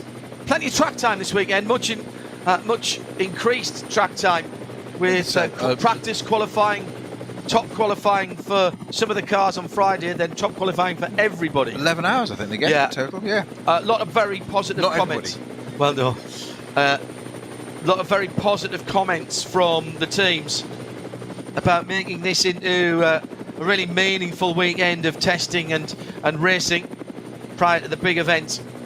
Which I think it's logical progression if you think about it, John. I think it's very forward thinking of the organisers, because we say, you know, it's an NLS round. We try and get, I think you said earlier today that you got in that qualifying, they try and get 3-4 NLS rounds in before the N24, because the N24 isn't an NLS round, it isn't part of the championship, but it is the big one, it's the big draw. Everybody wants to go into this, and people use this series as qualifiers, not this weekend, the terms we're using, to get data, information, etc. for the 24-hour race. So why not make it a bit more part of it, make it a bit more suitable? And the thing is, also splitting it into two races, we've seen it with the Phoenix Audi, not the Phoenix, the Lion Speed Audi 22, incident in the first race, but they were able to repair it, get it back out again, and still get information ready for the 24-hour. Technical defect for the number 255, which is one of the Kate Kramer racing cars, the Porsche Club Sports. It's the Alexander Croker, Carl Friedrich Kolb, Holger Schnaus and Matthias Beckvermet. And that is out at Kesselchen, post 119. Correction for the pit stop penalty. Non-respect of the pit stop time. I think I said it was the 261 was going to get 32 seconds. That's been recalculated by race control, and Mathol now will get 37 seconds, so an extra 5 seconds there. But they can take that because they've got another pit stop. They can take that next time they come in. They will stop at the pretty much underneath the podium. Actually, is where the penalty box is. It's before the pit boxes start themselves. So getting word on the ticket of a problem with the 6-7 car. Well, you said, is it the 6-7s? I've got, same as you, John, I've got slightly confusing information there. 87 car is the Young Motorsport Opel Astra. That's stopped at Kesselchen. I don't have a 67. Well, they can't be then, right? It's a ticket, right? So it's 87. Well, I've got 255 with a problem out there as well. Well, I've got 87 with a problem out there as well. Okay. So where's 255 stopped? Then post 119's quite a long way around. 255's at on the exit of Exmühle. Oh right, okay, well going up to Bergwerk. Okay, so a little bit further round. Not quite as far around rather as Kesselchen. So fourth place now for Dan Harper in the BMW Junior team. He's got 2 seconds. Well, he had 2 seconds across the line to the KTM. He's now looking right at the back of it as he comes towards the end of the gnarly part of the Nordschleife, coming down into Bergwerk now, into Brunchen now, excuse me, and through it. My goodness, they're quick through Brunchen. Over the top of the brow, up towards the ice curve. No ice this morning, thanks very much. This afternoon, should I say. 20 minutes past 3 in the Eifel.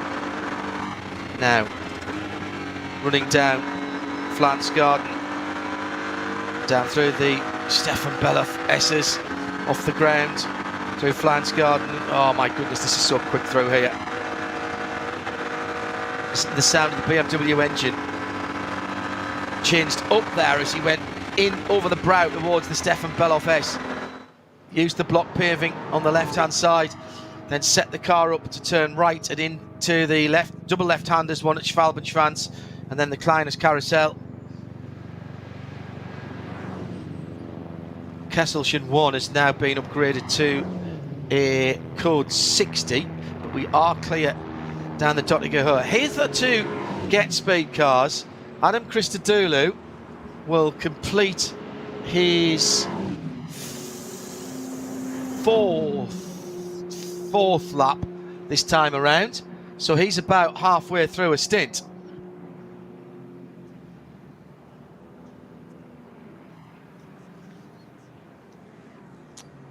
Now BMW versus KTM on the Dottinger Höhe. That's a rather uneven fight. And the BMW will go through into third position. Dan Harper's gone through at the last split. Got a little bit of a draft from the KTM, then pulled out to driver's left. The KTM tried to follow him through. Oh, he's done a good job with that. KTM. That KTM, again, has been out for... actually, only stopped... Yeah, stopped on lap 5, I was right. So that's end of the fourth lap for them. Falcon Porsche has got some company, and that's the Mercedes-AMG team Bilstein right up its tailpipes, 44 and 6 and 10th and 11th position. More drafting going on there.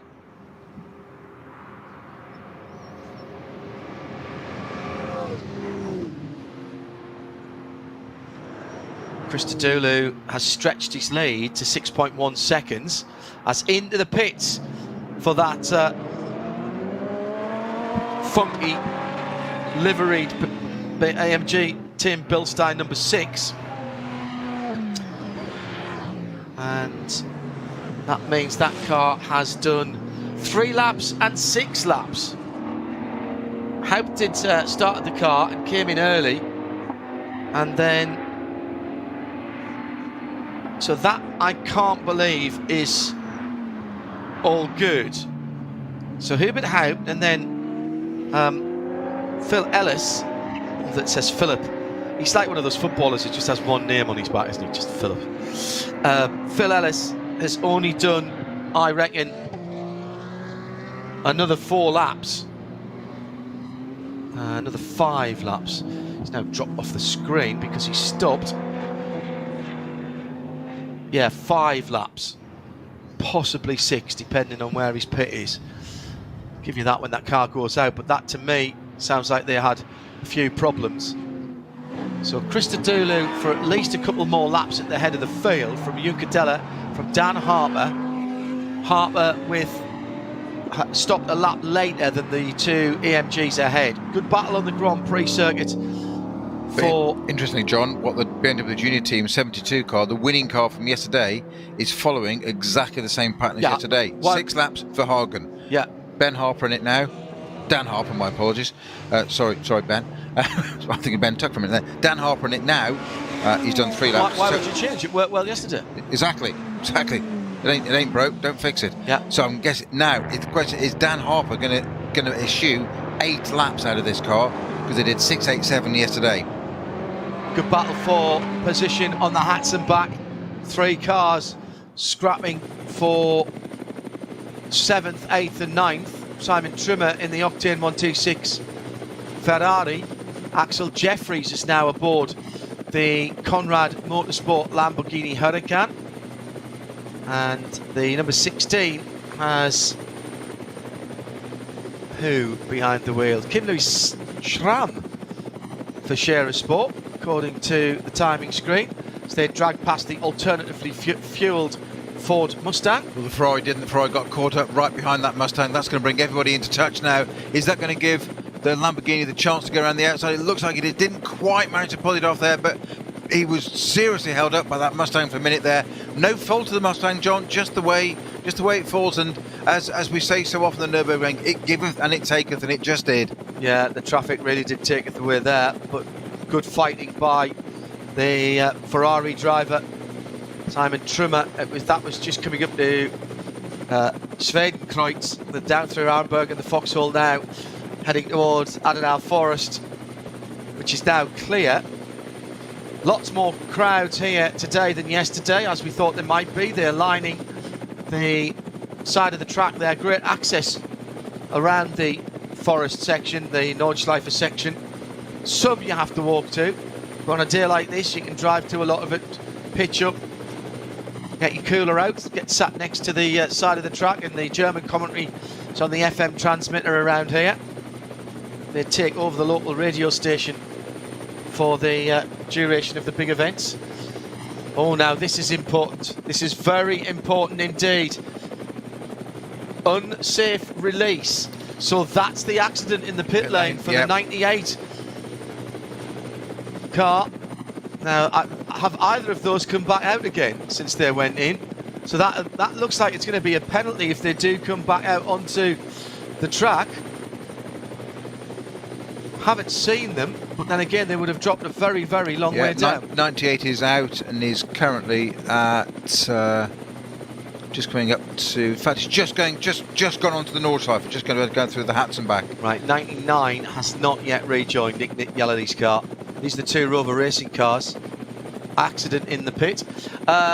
Who else have we got in strife at the moment? Did we mention the 87? We did, yes. Right, okay. Oh, yes, that's the Opel. The Opel. Yeah. So nothing else since that. So this battle continues. Ferrari, Lamborghini and Audi. The numbers 26-7 for the Ferrari and the Lamborghini as they're in behind one of the Cayman. It's one of the GT tyres cars, I think. Yeah, they're sitting in the code 60, aren't they, at the moment? Oh, a bit of overlap. Yes. That is allowed. So battle for 7th position is at the moment sort of on hold. This must be awful. I tell you what though, who's close right up? Well, quite clearly the cars ahead of that battle aren't doing 60k, because behind that battle for 7 released, the BMW of Schubert Motorsport has caught them right up, and behind that it's Falcon. The other Falcon Porsche. Yes it is, yeah, it's Lars Kern. Lars Kern, yeah. Yeah, and Nick Tandy's another 20 seconds further back from that. Lars Kern knows his way around here pretty well, sets all the production car lap records for Porsche, as well as being a very good race driver. Hello to Ollie, who's tweeted us here at RSL_studio. Says, does the BMW M4 GT3 have a V6 engine? I think it sounds like an Acura or a Honda. No, straight 6 3 litre.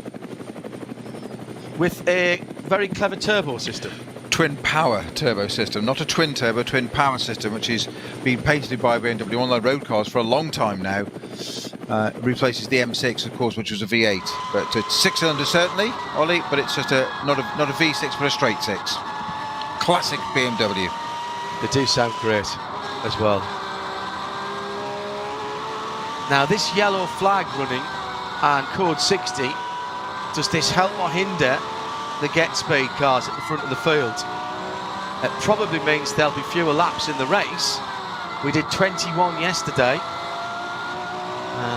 They would need to get to 21, they would need to do 2 8-lap stints to get them to the end after their first pit stop. Track clear, green flag all the way around now, John. Right. One of the things that I find amazing, and maybe Peter you can explain how good drivers like yourself do this. You're sitting in code 60. You can't afford to turn off, because if that code 60 is withdrawn or when you're through it, you're straight back on it. And when you're back on it again, it's not like when I go to work, I might have a cup of coffee, sit down and read something.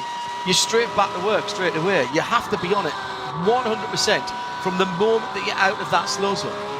It's as you've said, it's a phrase you've used a lot over this weekend, John, is calibrate, recalibrate. Our colleague Joe Bradley said years ago, a phrase I've never forgotten: you can't teach a racing driver to drive slowly.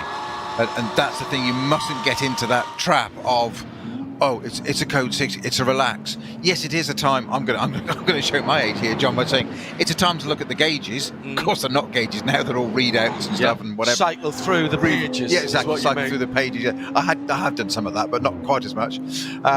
I'd certainly done rear view cameras like they have nowadays. It's just they've got parking cameras on them. Ridiculous. But yeah, as you say, that's exactly it. You've got to stay concentrated, because more to the point, how have we seen it in restarts? Somebody gets a jump on you, and that's why you've got to remain focused during that time. Another 5-lap stint by the True Racing KTM Crossbow, and that car comes into the pit lane. That means it will give up its lofty position, but not expecting Adam Christodoulou in for at least another couple of laps, I wouldn't have thought. Remember, the 2 get speed cars pitted at the end of lap 5. We've just completed lap 10, and Adam Christodoulou leads in SP9. His team made by 7.5 seconds. Let's call it that. That's what it is. Dan Harper's about another 16 seconds further back, but can go probably 1 lap further. Let's just check on that gap for the 2 Mercedes at the next split point. Yeah, 7.2. Race Control getting a little bit anxious with one or two teams and asking the teams to check their emails regularly and send any answers as soon as possible. The last question they sent through was, what was the relative airspeed velocity of Swift, apparently? I think it's more to the point of they're not following the discipline, is it? Of not answering their bulging race control. And rightly I so. mentioned that. All right, it was a bit of a jokey way, but I mentioned that because you're talking about how things change, not gauges but screens. Well, Race Control now send emails, switched messages. They have a messaging system on the pit wall as well to keep all the teams in touch with what's going on. And if they have to ask a team to make their driver do one thing or another, or have a chat with them about something that they weren't happy about, they can start that digitally without having to pull a team manager up to Race Control. Haven't talked about the John Cooper Works Mini that's out there. Again, one of the cars that I said we'd find cars that we hadn't mentioned, even in only a 91 car failed from yesterday. It's the 112 that we're talking about, the Bulldog Racing car. They had a bit of problems yesterday, and the car's still a little bit smoky as it goes up towards the Flugplatz area with yellow flags. Just the two drivers there, Uwe Krumscheid and Danny Brink, in the JCW SP3T Mini Cooper. We used to see quite a lot more minis, but the smaller engine categories, when we went down to 170 as a maximum for the ADAC Total Energy 24 hours in the Nürburgring, a lot of the small category cars like the Daihatsu Charades and some of the smaller engine minis, we lost those, although in fairness they did have the early ones had the supercharger on, and therefore, huge crash. Come back to that. It's the 251 Cayman from WS Motorsports. Yeah. That's at Flugplatz. It's lost it on the exit of Flugplatz onto the left-hand side, and as you say, that's a lot of that. It's a Cup 3 category car, John. Yeah, that's all for Cayman Cup cars, the GT4 Cup cars. I'm not sure who's at the wheel of that, but it's Urzund, Markusund, Victor Schreiber or Benedikt Frey was in that car, and it is 251 is the number. 251 was Victor Schreiber who was driving that car. Yeah. All Swiss drivers. Urs and Mark Zund from Wiedenau. Well, it won't be taking any further part in this race, John. And that is going to be a slow zone there for quite a long time, because if nothing else, for the dirt on the road that needs to be cleared away. Yeah, there's debris, fluids, all sorts from the impact in that. So yes, you'd say that'll be there for a little while. Never mind any associated barrier repairs.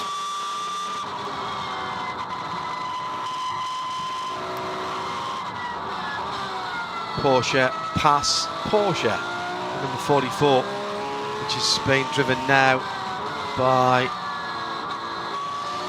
Lars Kern, dropping down through Kalmhard, all the way down through Wittmann, now going down towards the bridge,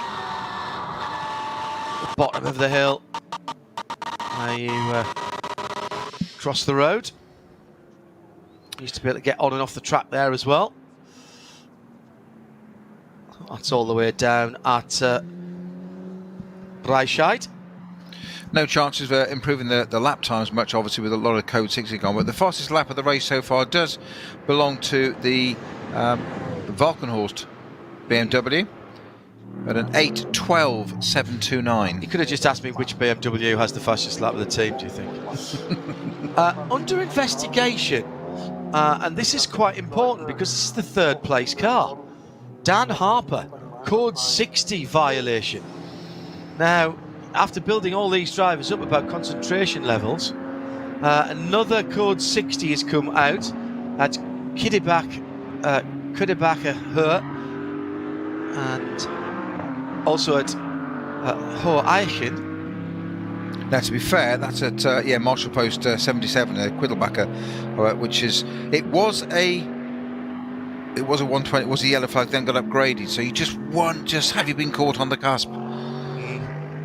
It's difficult. We don't know the exact circumstances, but that would be gutting for any car, let alone that BMW Junior team that were successful yesterday and currently running in third place now.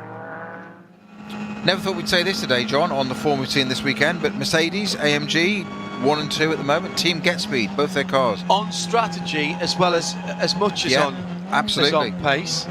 And I do like that their cars 3 and 4 running in the correct team order. We like that. Yeah, very good.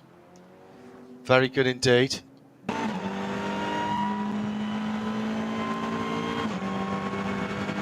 (831) Hyundai is the TCR front-wheel drive TCR. Plenty of power with these cars. Over 300 horsepower, well over 300 horsepower now. And the 831 was started by Antti Burri, and it's now Maurice Österreich who is driving that car. And they got well up yesterday, I seem to remember. Let's see how far up the field they've got today.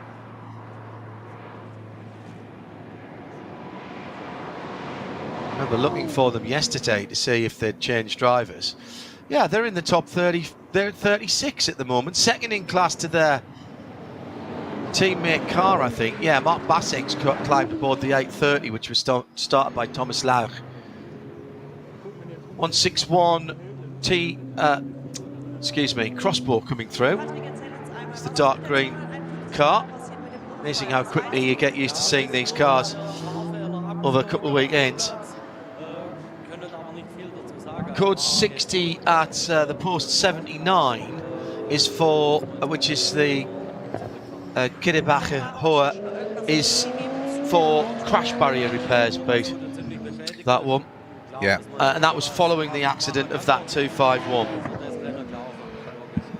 I think hardly surprising by the look of damage we saw on the track. Amounts of debris that was going to do something to the barriers, wasn't it? Yeah, and that's going to be like that for a little while, so that would slow the lap times around. Give you an idea, the teams at the front of the field, their fastest laps, although we are seeing some fast laps coming in, round about 25-30 seconds slower, depending on who you are.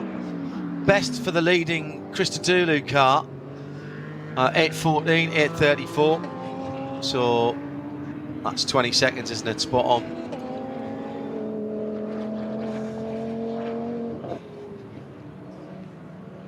Of course, it'll all depend when you got to them and when they first come out, whether the car that you were chasing got past and you didn't before the code 60 came out. So over half distance, by the way, about 8 minutes ago. So let's do another rundown for you of the class leaders before we start pit stops again. Adam Christodoulou leads. We've got at least one more lap from him, I'd say, the next time around, possibly two. Mercedes AMG team Get Speed, the number 3, leads overall. SPX in 19th place is True Racing's Crossbow, the 116 car. Cup 2, K Kramer Racing, Porsche 911 Carrera Cup car, that's the 127 in 24th. In 27, SP8T is the Door Motorsport number 69 Aston. In 28th, Cup X is the 161, that's just gone across the line, Laura Kreiheimer for Teichmann Racing in the Crossbow GTX. Mark Bessing, I think we mentioned, leads in the Elantra TCR for Hyundai in the TCR class. That's the 830 and 32nd. 2 places further back in 34th, it is SP10's leader, Pro Sports Aston Martin Vantage. 35th leader is the Subaru, that's the SP3T leader, 114. Another couple of places further back, 253 is the Cup 3 leader, that's the Cayman GT4 Club Sport. That's a G-Tech competition, first time I remember calling their name in the lead of a class. 46th is where we find the BMW M240i class, that's the Snitchelam Racing GmbH, the number 244. 52 is the 633, that's the alternative fuel leader, that's another Porsche Cayman from 4 Motors. Rear drive VT2 is in, their leader is in the position number 52. That's the 6-3, the 3-3-0 Adrenaline Motorsport. And Adrenaline Motorsport also lead V6 in 56th with the 396 Ktm. 444 Ktm, also from Adrenaline, is V5's leader in 60th. And the Cup 5 BMW CS racing car, the 871, is also leading its class for Adrenaline Motorsport in 61st. The Strychex in the Opel Astra OPC class, VT2 front wheel drive, but that's what it seems, there's a Golf in there as well. That's the 110 car in 67th, and the V4 leader is still the BMW 325i, number 323 in 68th position. And just going out there was the Rover Racing car out of the pits. So was that the second car of the two out of the pit lane whilst I was doing we need that to be 99, up to date? Yes, it was. Nick Yellerly's gone back out onto the pit, onto the track. So it does look like they collected one another, doesn't it? I don't even want to mention that. No. All right, I'll stop. You probably don't even. No. Stand by caller. 99. Yeah, it's on track. I wonder if it's gone out and come back in again because it had a first sector of sorry, that's the gap. That's the gap back to the other car. Don't forget that. Just trying to see where its team car is. Make sure that I haven't thrown everybody. It's on the Hatton. It's on the Hatton. Right, not quite yet. It's just on the chicane on the end of the Grand Prix lap, about to go onto the Hatton back, is 99. So it is out there. Good. If it has, well, assuming it turns left now and not right, it will complete. Yes, it's gone onto the Hatton back, onto Nordschleife. Code 60 still down at Marshall Post 77 for that barrier repair. Get it back here.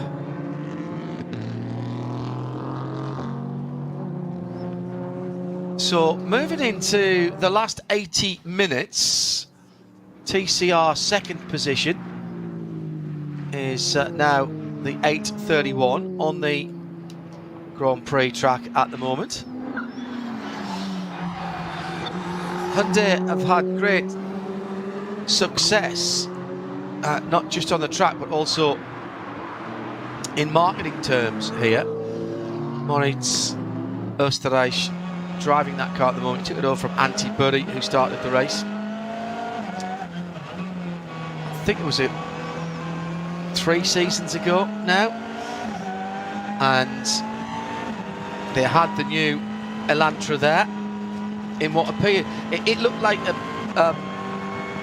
from a distance it looked like somebody had a model car in a see-through box, but it was actually a full-size car. It was really nicely done, and they had that parked up outside one of the campsites. Non-respective code 60, here's another one. This is again 1 DMSB point this time rather than 2. Is that for Dan Harper? No, this is for, I'll get to Dan's in a moment. This is the number 220, Pete. And that, therefore, is the car that I think we said that was being looked at earlier on. Once it gets looked at, you don't normally get away with it. It's the GT Tyre Motorsport BMW M4. So I'm not sure which driver will get the point. 2 minutes and 10 second time penalty. And we still haven't had the Dan Harper investigation result yet. Well, it did say it was under investigation, so let's hope. And I did say that hopefully in his defence, as you said, they don't usually make mistakes, those guys, but it had just been upgraded, so where did it come about? So maybe just a question mark. I'm erring on the side of caution rather than throwing anybody on the bus here, because it wouldn't be fair. They'll be talking to the marshals, but they'll have the GPS data as well. My God, those Mercedes are so well balanced down through Stefan Beloff. Planted, aren't they? Flansgaard in particular. I mean, Flansgaard and the Stefan Beloff is absolutely flat through there. Now down through the Kleine Carousel and heading to the Gallows Hill corner. Galgenkopf. And now, get your tablet out, read a chapter of your book down the Untitled Chapter. Actually, you can't do that nowadays, can you? Because there's so much going on there, and the speeds, 300 kilometres an hour, 180 mile an hour plus. John, an interesting point of the race to be on there. When we talked about this strategy yesterday, 687 and etc. Yes, leading cars. As you said, the Mercedes Schiller did 5 laps. Correct. Engel in the Mercedes, the other second car, did 5 laps. Yeah. Yeah. And that's why I think Verhagen did 6. If those two cars, if we go to 21 laps, that means those two cars, to make it on just one more stop, have got two 8-lap stints. Here's Christodoulou coming through. He's not coming into the pits this time around. No, 6 laps completed. That's his 7th lap completed. Correct. Now. So he is going to do 8 laps on this stint. Juncadella stays out, and he stays out as well. So but they've got to do that in the next stint as well, Snowy. Yep, I know. If they're going to get to 21 laps, which is where I think we are, it's roughly speaking. We're talking roughly speaking about 7 laps an hour. It's probably about 7.5.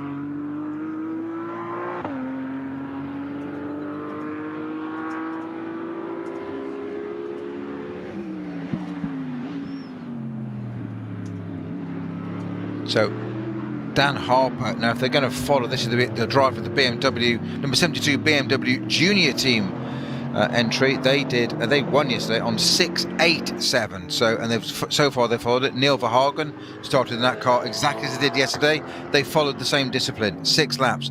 Dan Harper has completed 7. Sorry, my apologies. Has completed 6 laps and will complete his 7th lap if he crosses the line now without going into the pits. At this point, he's got to do another lap as well, which is exactly the same as they did yesterday, leaving 7 at the end for Max Hess to do. And I don't see any reason. It worked for them, for the BMW, with the fuel consumption, etc., etc. Not all cars are the same. Balance of performance comes into it as well, and how you drive it as well. 2 cars in problems at Hedvig's here. It's the 88. I seem to have called that number before, and that is the Young Motorsport car, the Tobias Young car. John Mark Fino, the man at the head of Stellantis Motorsport, and also the 101. That is one of the leading BMWs. That's Sami Matti Trogen. That's Sami Matti Trogen, isn't it, in the Volkenhorst car? Correct. So if that's right, they have come together. Yep. And in fact, that's gone to code 60. So that sounds like they may be at the side of the road there. They're at her act with the BMW at the back of the 2 of them by the look of it at the moment. The Opel a little bit further on, so you just wonder quite what's happened there. Well, with one thing you just need to go back to the strategy, John. I'm talking about the 8 laps. Don't forget yesterday it was a little bit different because it was wet as well. Yes, we did have a little bit of wet, but virtually no code 60s. Yeah. So probably going to balance out at least on this one, because we've got a lot more code 60s this race than yesterday, but dry running. The point being is fuel consumption, because we're stretching it to 8 laps is pushing it. Well, clearly the Mercedes feel they're doing it because they're on the 8th now. I can't imagine they'll try to go for 9. No. Even with all of the slow zones we've had. Although I suppose if you're going to try it here. Meanwhile, in the pit lane, work continues on the Scherer Sport Team Phoenix that had its problems earlier on. And it looks like they're going to try and get that car back out and running again and get some more laps under its wheels. Car went missing very early on and has dropped down. Has only completed 7 laps, so that's been in the pits for a couple of laps. Coming back down the Dottinger Hoa, keeping to the left-hand side. Left front puncture there, Snowy, and that's the older of the young cars, if you say what I mean. Yeah, but that's the one that's now moved on, is it not? Now, which one is it? Because we had. It was the 87 that was in trouble earlier on with Tobias Young at the wheel. That was then. Then it was the 88. Well, the 87, John, was put behind one of the barriers to one of the gaps. Had the bonnet up. We had footage of that. Correct. Sitting there with it being worked on. So is it that one that's returning? Because 88 has moved on according to GPS, from where 101 stopped. The Valkenhorst car is still stationary at Hoacht where it was, whereas the 88 has moved a little bit further on down towards Wipperman. So I'm just wondering what's happened there, why the Valkenhorst car has gone out. Usually we never want to speculate, but when two cars stop at the same time, there's usually a reason for it. I'm not sure the two are connected yet. So it was post 164 where I'm going back through. I'll come back to that in a moment because I've got some news on that Scherer. Well, 164 is Brunchen. Right, well that's where the number 5 Audi had its problem. Into the pit lane for Conrad and Axel Jeffries, having run very well early on. That car has dropped down through the standings. It is 87 that's on the Dottinghoe, not 88. Okay, thank you. And Axel out of 19th position in that number 7. So that has completed. Well, it can't be that hard to find, John, because it's a single number. There we are. That's early for that car. That's only 5 laps for Axel. Jordan Pepper did 7, Axel's only done 5, so I think that car's maybe in a bit of strife. They'd have to do an 8 from here to get it home. And that's probably asking a little bit too much, but maybe could be done. Yeah, it's not sure right now. It looks like it's a bearing issue. So, did you say the 101, the BMW hasn't moved? No, not at all. Right, okay. The Valkenhorst car. It is kaput. Oh dear. In terms of moving. Right. The 102 is still going. That's the team car in 13th position. That car with... it's going to happen now the time, and hopefully we can get it fixed for the 24. Good luck for that one in 3 weeks' time. Thank you. Where's it gone? Toi, toi. The Schmidt-Stade driver behind it. That's Jorn Schmidt-Stade, who I had in with Henry in the Valkenhorst car, but I think this has been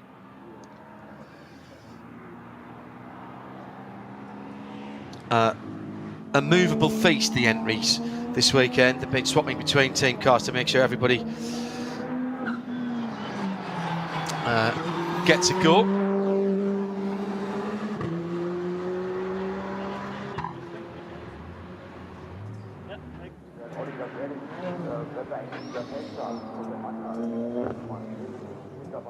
It's coming to the line now, the number 79 BMW through and onto another lap. The very pretty red, white and tones of blue BMW. Getting reports. Sorry, John. It's all right. I was getting reports that the Conrad Lamborghini's got a bearing issue. Right, thank you. Which is what you highlighted is coming a bit early. JJ Motorsports with their BMW M4 GT4. That's Hakan and Recep Sari and Ertzin Yukosan. And that car is second in SP10 to the Aston Martin, the Pro Sport car. And right at 17 seconds ahead of the Black Falcon Team Techstar. Not mentioned the Black Falcon Porsche Cayman. Number 85. Again.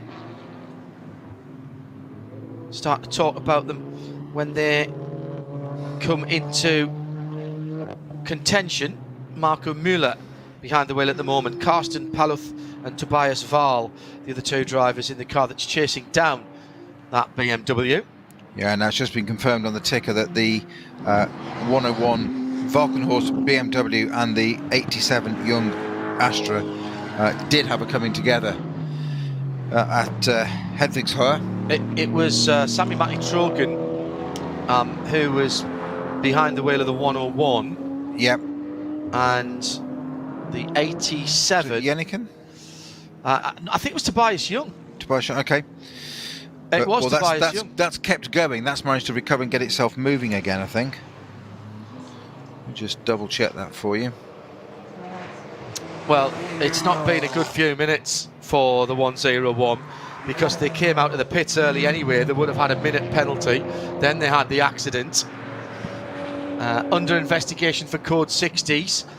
Another couple of cars, which is, we didn't, you know, we said yesterday this is good practice.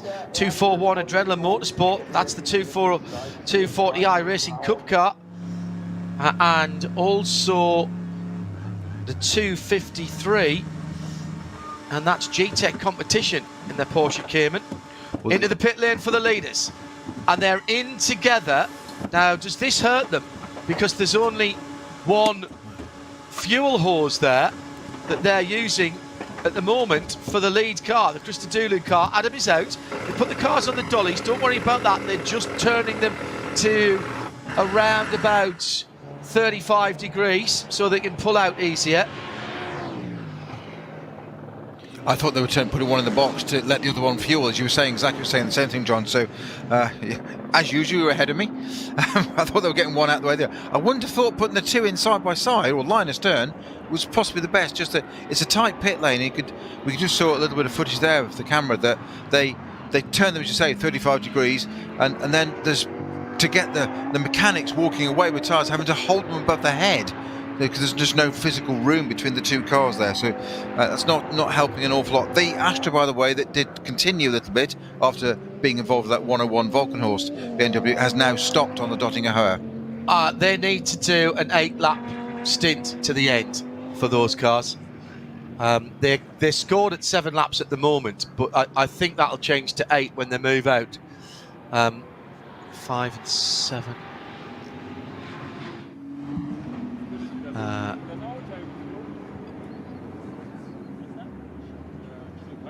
Maybe they can get away.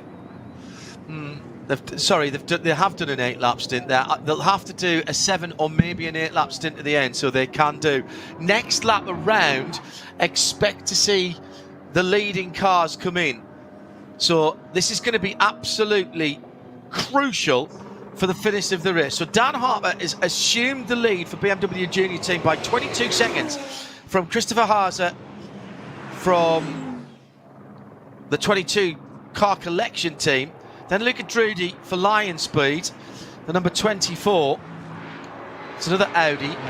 Then BMW Schubert Motorsport, Jesse Krohn in 4th position. And I reckon all of those cars will be in. In fact, you can add the Share Sport car as well into that, which is in 5th. Then Nick Tandy, where's he on his fuel? No, he can go at least one further lap. So Tandy might actually be scored as a leader here. Just depends how far back he is.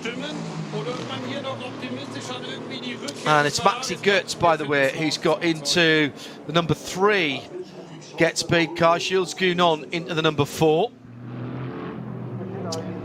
as they head out of the pit lane. Brunchen code 60 now as well. For Ferrari. It's for the Octane Ferrari. No. They were in with a shout here, you know. Certainly a podium. Well, it stopped on the left-hand side of the track according to the GPS track, which I know isn't a complete visual and 100% reliable, as in I haven't got eyes on the physical car, but it is stopped at the moment. It says just after Marshall Post 169 on the left-hand side, which is just come out of Brunchen, heading down to Flansgarten. And who was at the wheel of that car? That I think it was Stefan Trimmer. Yes, it was. Adrian Delina takes the dynamic Porsche out, or will take it out when it goes back into it. Here's Tandy. He's gone through now. Lars Kern, Charlie Eastwood, Huber Motorsport's gone through.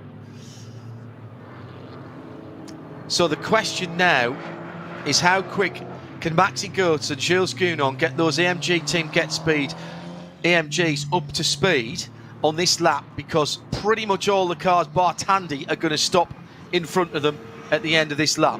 And then when they've done their fueling, how does that reset? Because effectively then we've got a race to the checkered flag. So the Mercedes guys at Get Speed think they've done their last stop now.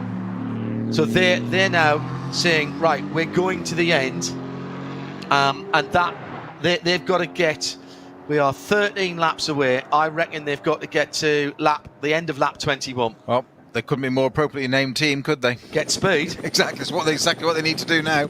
Just coming up with 30 seconds to go into the final hour. So there's the Ferrari, which has got heavy front end damage there. So he has gone off at somewhere I wonder if fluids. he's been off and bounced back on and then got hit by being collected. Yeah, that does look remarkably like that, John. Maybe not, actually. Maybe he's just hit it, and that was where he ended up, and everything leaked out. He's been pulled back by one of the yes, that's where it Mercedes stops being MLs. pulled off. Yeah. I mean, the left-hand front chassis member of that car has been ripped off, and there's some concern down in the Octane Ferrari Racing pit there. And who do we say was at the wheel of it at the time, John? Simon Trummer, excuse me. Patrick Simon is down there in the pits, and we'll try and eavesdrop to see if he can get a word with one of the team members to see if they've heard from Simon. I did not see an intervention vehicle there. No. So it's either been and gone, or it wasn't required. Now, these GT3 cars, we should say, are very, very well built. Yes, they're based on a road car, but they are purpose-built race cars. They didn't start life as a road car. Let's put it that way. No. In fact, some of them didn't even start life as a monocoque, because building street-based cars, like touring cars, rally cars and GT cars, around a roll cage, which normally you would call a tube frame car, is not beyond the bounds of possibility. No. It depends what you do, isn't it? Do you take a road car and fit a roll cage into it, or do you take a roll cage and fit a car around it? Yeah. Performance-wise, you know which we want. Well, it means your panel replacement's a lot easier, because they're not long-term economics. Yeah, they're not stressed members, are they? That's the thing. Chris Haase coming past the scene of the Valkenhorst BMW, facing in the wrong direction, and that car looked damaged to the right-hand side.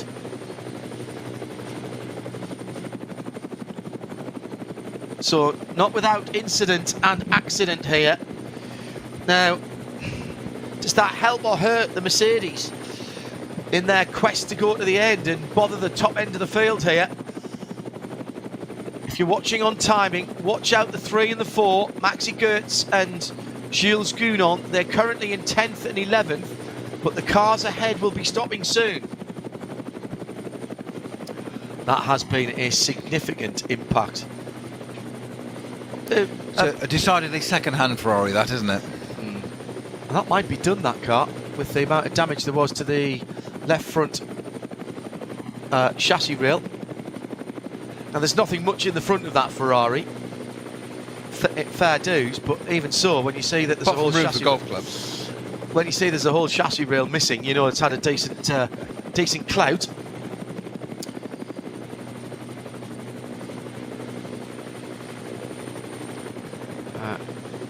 New penalties coming up for a couple of cars, including the new penalties. Anything that is now coming up now will be added on at the end of the race, is what I think they're saying now that we're inside the last hour of the race. And it's 126 that's under investigation, car number 126. All of these recent ones have been for issues around the multitude of Code 60s. That's the RPM Racing, that's Tracy Crun and Nick Johnson, who are in trouble as coming back towards, I think, a pit stop. The leader of the race, Dan Harper, this would be an 8-lap stint if he can make it onto the pit lane this time around.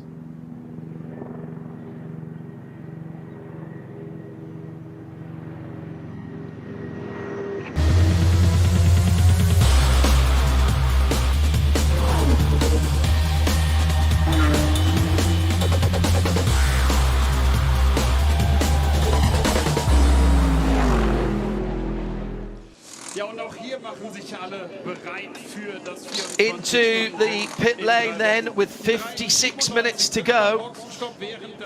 Dan Harper for BMW Junior Team. The number 22 Audi, Chris Haase, is due in about another 10 seconds. Harper gets to his pit. There's new Michelin tyres going on that car. The number 397, the 6 Porsche, Alan Pier car in the pit lane as the BMW Junior Team go to work. Here comes the Audi of Chris Haase into the pit lane as well. And Trudy right behind as well, and the other Audi. So those are 3 of the cars. Jesse Krohn for Schubert Motorsport next up. He'll be in, and so will Schramm for Scherer Motorsport. And that should cycle round then to Nick Tandy. Maybe he comes in after 7. Maybe they make it 2 7-lap stints for Nick, and then an 8 to the end. Actually, he might be able to do 3 7s, won't he? 3 7 to 21. Yeah, he's done a because he's done a 7 and a 6 so far. Yeah, it'll be 7 when he comes in this time. Around Piccarello, it would be the next car through. Schramm in. Yeah, makes sense. And Tandy in. Did the 44 car come in? No. Lars Kern? No.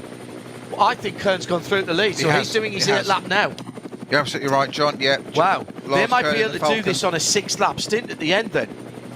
That would be massive for them. That would be massive for them because they need to take less fuel.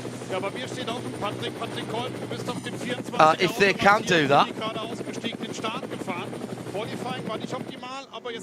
That's big. If Kern... Well, he's gone on to his 8th lap, definitely, in the 44 car that he took up from Piccarello. Yeah, the top 7 are in the pits now. Effectively, I think the Falcons just... Yeah, no, so the Falcons went to... Yeah, 2nd through to 7th are in the pit, so... Well, that was the top 7, yes, as they came in. So what we should see in a moment is the TF Sport Aston Martin come through, the number 90. Charlie Eastwood would be going on to his 8th lap if he goes through, and he has done, I think. Max Hesse out in the GM Junior Team. Well, that's important. Through 2nd, yeah. Right, so that's important. The BMW Junior Team has got through before Maxi Goetz comes through. Maxi just going down. So this is relatively cold tyres on the 72, and this is a battle to the finish now between the 72, which is just out of the pits, and in behind is the Huber Motorsport Porsche. The Huber Motorsport Porsche is going... Did they just come out as well? They must have. So they're just out of the pits. And then watch out for the pink Mercedes number 3. 7 laps each, yeah. Pink Mercedes number 3 is Maxi Goetz. He cannot be that far behind, and this is a proper battle to the finish from these cars. Lars Kern, yes, leads, and he's got some minute. Yeah, he's got about a minute on Max Hesse. I don't think he can get in and out the pits, even if he short fuels at that point. But he's going to be only having something like 50 minutes to go when he comes out of the pits. And that, right there, well, that isn't 5 seconds anymore. The first of the Get Speed AMGs, Maxi Goetz, he's got 8 seconds on his teammate. All right, everybody, edge of your seat stuff. Kern and TF Sport, Falcon and TF Sport have got the pit next time around, but they can do short pit stops. So the outlap for these guys and the in-lap for the 44 Porsche and the 90 Aston Martin, this is going to be massive to see where they come out. Might not challenge for the lead, but maybe, just maybe, they've got half a chance of a podium. Just very quick update, John, we omitted to say on the detail of the 126 Ferrari entry that Simon Trummett was actually out of the car and fine, standing next to it. Good. Heavy front end damage was reported, but driver's absolutely okay for anybody listening, connected with Simon Trummett. Hob Suisse, as my much missed mother-in-law would make sure I said at every opportunity, or at least once a race broadcast where there were Swiss competitors or teams involved. So Kern now really needs a super in-lap. The 126 was under investigation for a code 60 anyway. That's interesting. Following numbers. And oh, here's another car. This is the 72 under investigation again for a code 60. Well, I didn't see anything before for the 72. Nothing came with the Dan Harper one by the look of it. No, that was, where was that? That was at 13 minutes to the hour. This new one is 8 minutes past the hour. So, wow. 2 minutes ago. Yeah, exactly. So the battle for third is the battle for the effective lead of the race, because the leading two have to go in. And even though they've got the best part of a minute on this battle, they can't get in and out the pits there. Down through the foxhole. Really, really interested to see how this goes. Hesse for BMW Junior Team, Max in third position in the 72. It is Huber's Porsche, the 25, that pulled off that brilliant overtake earlier on. And I got so excited about, I gave it to Nick Tandy. My apologies for that. Because it was, in fact, the number 25 Porsche, not the KC MG car. And identical strategy for these front two. The Nico Menzel, wasn't it? Yeah. Yeah. Picarella did 7 laps, Kern's done 7 laps in the Falcon 44 car, and TF Sport have done 7 with Hasselclot and Charlie Eastwood done 7 laps as well. Yeah, and the KCMG Porsche doing 7, 7 and 7, I think, as well. Has Tandy done the whole race here? Yes. Yeah, that's interesting, because he wasn't here for the early part of the week, so he didn't get any practice or qualifying on Friday, didn't get any racing yesterday. And he's done 2 stints of 7 as well. So he'll go 7 to the end. So that's basically, when people say what's the point of this race if it doesn't set the grid for the main race, it's not about setting the grid, but it is about getting people up to speed. There will be people who, by their results here, get the coveted blue light and get into the top qualifying, and we'll give you all the details on that when we're back here for the race, which is the weekend of the 26th, Ascension Day weekend.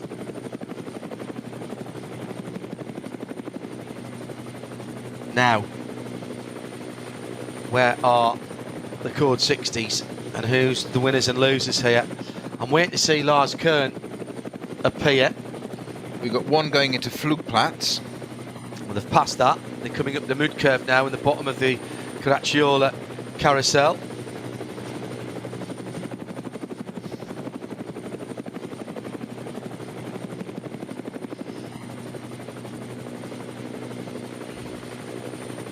So,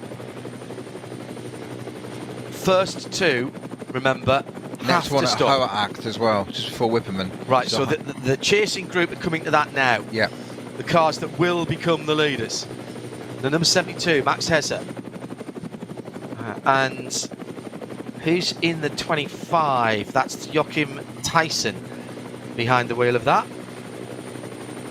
In the Huber Motorsport car. Klaus Raeder, I think, did the middle. No, it's only Menzel and Tyson who've been in that car. So is Tyson doing a double to the end then? Into the code 60. Don't think you can steal a little bit here and a little bit there, because that's what the GPS trackers are for.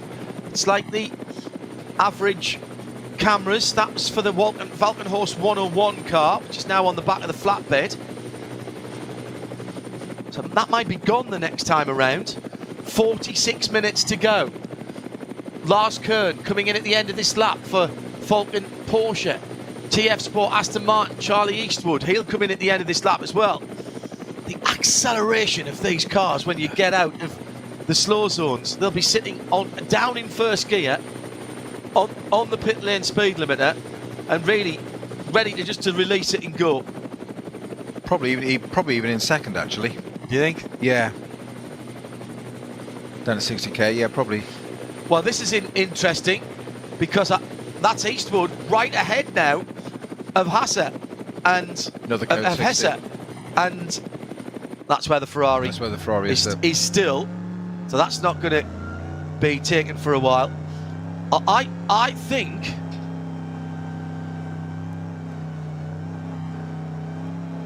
has Hesse caught an Aston Martin, and is it the Aston Martin he's racing? Because if that's the case, he's taken 50 seconds out of him since the start line. Can't be, surely. It must be another Aston Martin.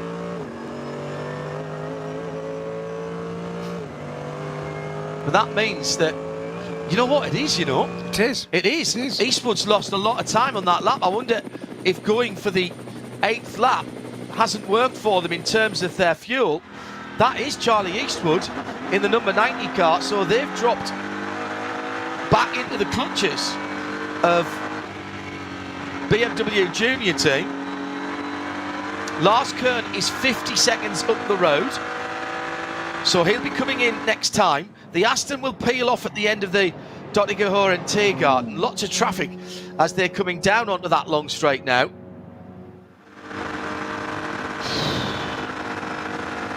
Can't call this. Can't call it, Pete. Not at this stage, no. It's closer even than yesterday. We've got a bit more news. Charlie Eastwood indicates right. He's not fighting that car. He knows that is not the battle against the BMW Junior team. And Hesse is already at the next split, scored in 2nd place. Eastwood will peel off this time. Where's Maxi Goetz? 3 seconds further back. Goetz has got past the Huber Motorsport number 25 car. I think that car is... No. I'm going to check that to see if they've actually brought that car in. There'll be a slew of pit stops here. I think the Huber car was struggling for fuel as well. Yes, it was. It was on its Eastwood in. And Tyson in. They were on their 8th laps, and I don't think that's worked for them in the middle of the race here. They didn't get the fuel mileage that the Mercedes did. So 1st, 2nd and 3rd have gone through. There's 11 seconds between them. We wait for... And first being BMW, 2nd and 3rd being the 2 AMG Get Speed. There goes Chris Haase. He's another 11 seconds further back. And these cars are all going to the end from now.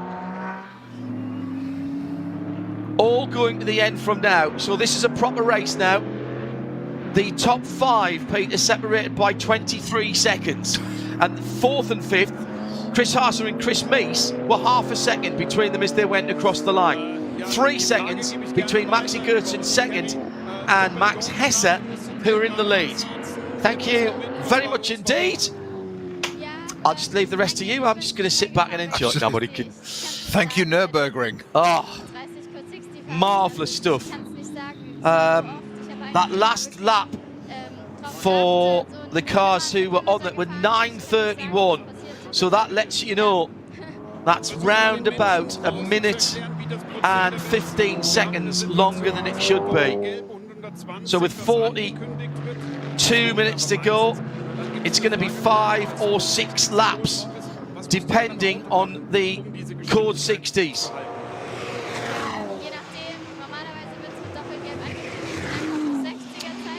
Where is...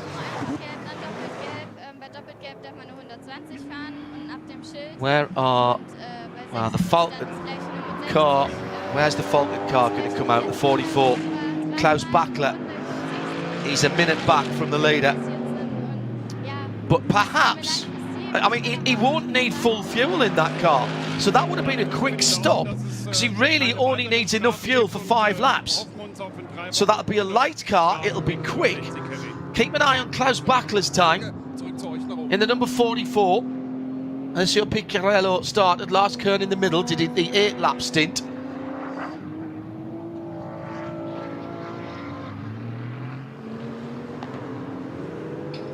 This is really building up nicely for the main event on the weekend of the 26th. We'll be back at the Nürburgring for you from early in that race week, and the plan is to present Midweek Motorsport on Wednesday night, 9 o'clock Central European Time, 8 o'clock UK, from the Nürburgring, from our commentary area, our new commentary area, because we're in the TV boxes.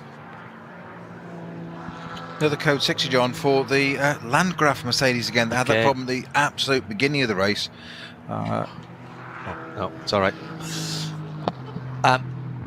The Rover Racing cars with further pain. 32 seconds added at the end of the race for an unsafe release on the 98. Remember, I told you the number 82 car was being looked at for a potential penalty. They've NFA'd that. No further action on that one. That was the Pro Sport Racing Aston Martin. But we have got the 6 and the 98 under investigation again for Code 60 violations. So that would be the Mercedes team Bilstein car, which is just going out of the pit lane with Philip Ellis behind the wheel, and the Rover Racing number 98 just rejoining for Phil. Been rather a lot of Code 60 violations or investigations. Yeah, yes, I mean, which is not normal. It's not the first race of the season, is it? No, exactly. It's not normal. It's a very high incidence, I would agree, because equally on that we had virtually no Code 60s yesterday. Pretty clean race. The weather had a bit of an impact on it. Today we've had quite a few of them, but you say violations is a higher average than I've seen in many a race, to be honest, of the violations of those. The leader is under investigation for Code 60. So we still haven't had a resolution to that. That's twice they've been under investigation. Is it two different drivers though? Yeah, it is. Yeah. 8 minutes past the hour for this one, and that's still not being resolved. I was just going back to see if there was anything there. Now at this stage, of course, any penalty, and it will be, if the penalty does come, if it is assessed, it will be as a multiple of how many kilometres per hour they were over the speed and for how long. And that will be assessed at the end of the race. So we need to keep an eye on that, because at the moment, 2.7 seconds between first and second. Well, Chris Haase might not actually have that in the 72. Max Hesse, excuse me, in that car. Might not actually have that. Ian McCarthy, and I totally agree with this, on at RSL_studio, says, more than a racing festival than a qualifying weekend. I really hope this build-up to the N24 won't be a one-off. Very important to teams, drivers and fans. Any racing on the ring is worthwhile. Totally agree. I think this is starting to get its own atmosphere and character, this event. I think you're right there, John. Yeah. Yeah, well, I'm with Ian there. Started on Friday, more running than ever before, as you mentioned, Pete. And, you know, it's... the weather's played a big part, but there's been a good crowd here today. It was a little bit sparse yesterday, but the weather wasn't great and the weather forecast wasn't good, and there was other things for people to do, including an FIA World Endurance race, an hour and a bit up the road at Spa. So I can understand if you were, you know, perhaps you had to do stuff with the family yesterday, so the opportunity to come on Sunday. We don't always have a lot of racing here on Sunday. The VLNs tend to be Saturday, sometimes single day events. Well, yeah, it's always a Saturday, isn't it? Yeah. Class leader, the 330 BMW. That's that very fetching colour. The dark grey and bright orange with the orange wheels. Blackpool supporting Johnny Palmer. Would love that. His team play in Tangerine. It is the Adrenaline Motorsport Altner automotive car. And was that, it was Oscar Sandberg, I think, who started that car. Philip Lyson behind the wheel at the moment. Sindre Setsas listed against that car as well, another virtual to reality racing. We've had a few of them. Sami Matti Trogan amongst them. Going to see more of it as well. Yeah, you will. You will. Totally agree. Oh my goodness. This is more. 72 under investigation for a third time now, Peter. At 22 minutes past the hour for another code 60 violation. That's the lead car. It almost points to something being slightly wrong. Yeah, also Adrien Delanier in the... No, not Adrien Delanier, sorry. The Schubert Motorsport 8th place BMW for code 60. The 241, the 21 as well, which is one of the leading class cars. That's Charles Putman, who's just pitted. They're under investigation. The 28. These are all cars at the sharp end of the field, so it is dynamic. Dynamic were in there. And the 227 as well. This is extraordinary. Have they got their code 60 buttons set at slightly the wrong speed? That's Team Zorg Rennsport again. The other one of their cars. They've already had one for the 228, haven't they? It just seems a bit odd how many, all of a sudden, he said there's such amount of transgressions. We don't. Well, that was a whole group of them at 22 minutes and 3 seconds, 23 seconds, 33 seconds, 43 seconds, and 24.19. So they went through as a group.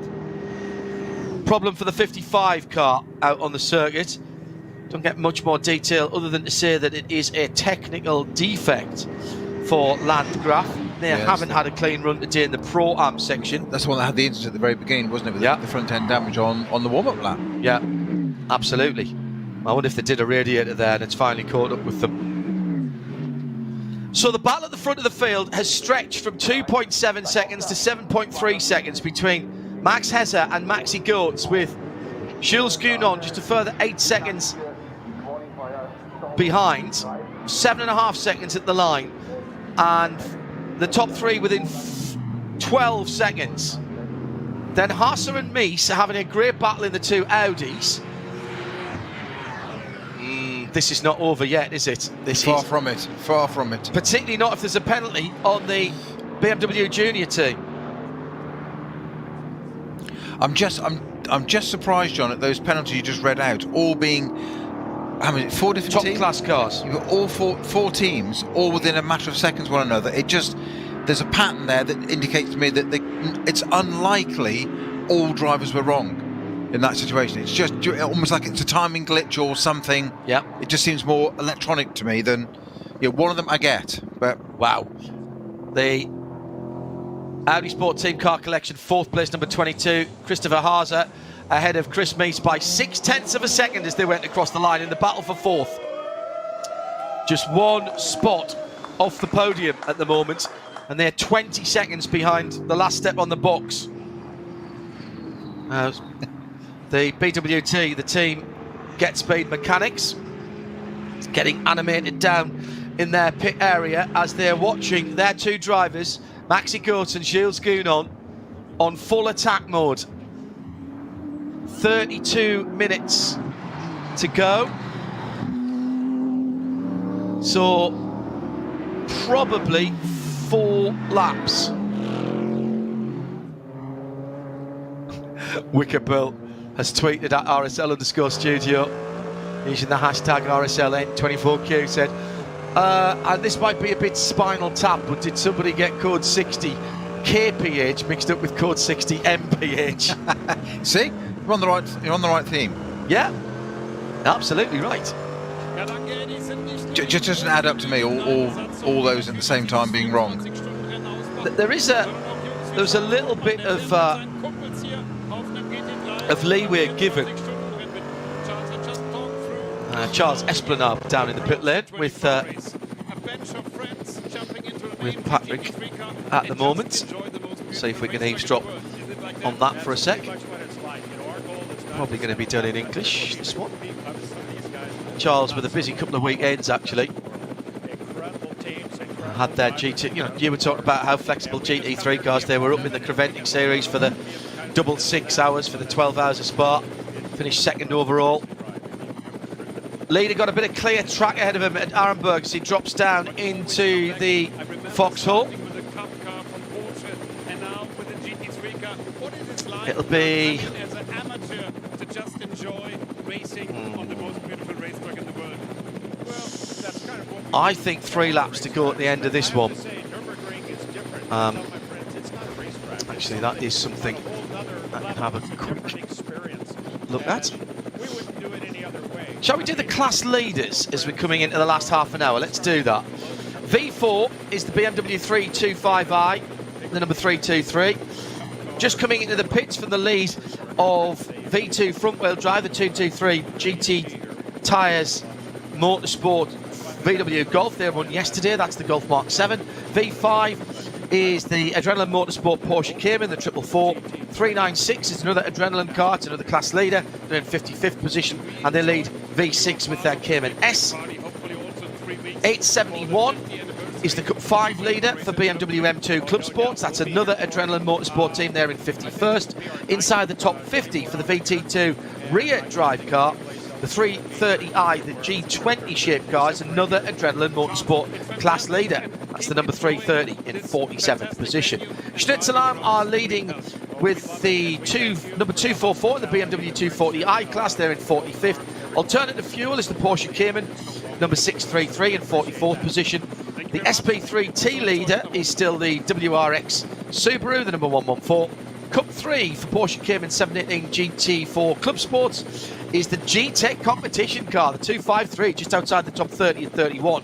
One place ahead of them is the SP10 leader, the Aston Martin Vantage AMR, that's the number 82.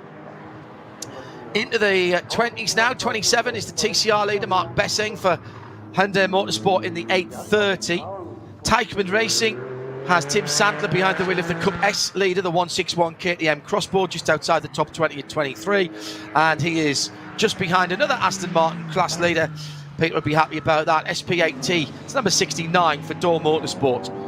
And into the top 20, class leader of Cup 2 for Porsche 992 Cup cars, basically. The K Kramer racing car. And Chris Brook, who did that amazing lap this morning of an 8:31.727, is in the 127, finishing that car's stint off. True Racing has the KTM Crossboard GT2 leading SPX just outside the top 10 and 12. And of course, Max Hesser is leading overall by 6.7 seconds at the front of the field. And there's just under half an hour to go. If your prediction's right on laps to go, John, that will take us to maybe 20 laps completed, not quite the 21 we thought. Yeah. Quick update on the 99 Rover entry BMW. That is back in the pits again, so I think that was the two that we believe had come in together in the pit lane, but we can't believe, we know there was a pit lane incident. We think it was these two cars together. They certainly came in together, went into the boxes together. And the 99 got an unsafe release penalty as well. Correct, yeah. So the 98 continued, but the 99 appears to have had a bit more damage to it, so that is back in the box again, sadly. So not a good day for Rover Racing.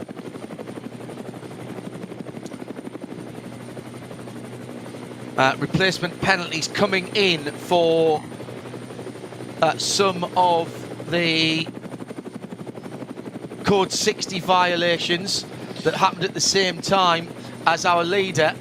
So this could be significant, Snowy. Non-respect of Code 60, 40 seconds for the 241. That's one of the Adrenaline cars. The Ferrari, that was from a bit earlier on.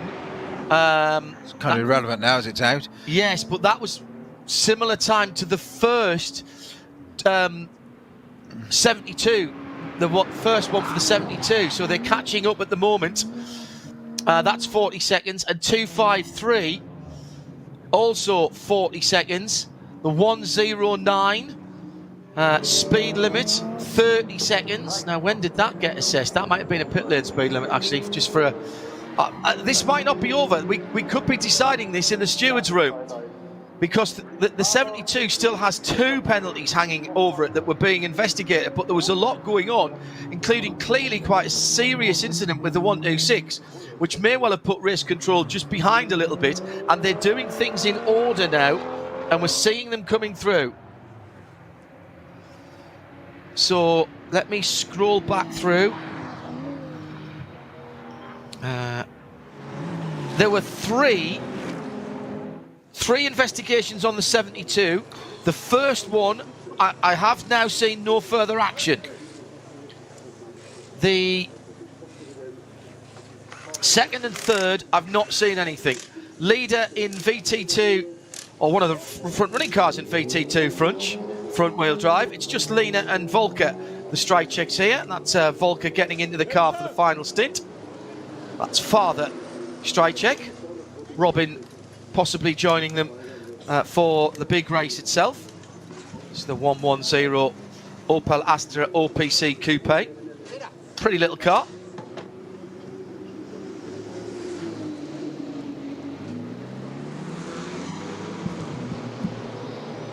So that car leaves for its final stint, last 25 minutes.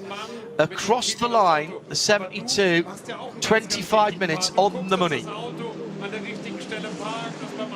So 3.8 to 24, but last time it was an 8.40. Yeah, 3 more laps, I reckon.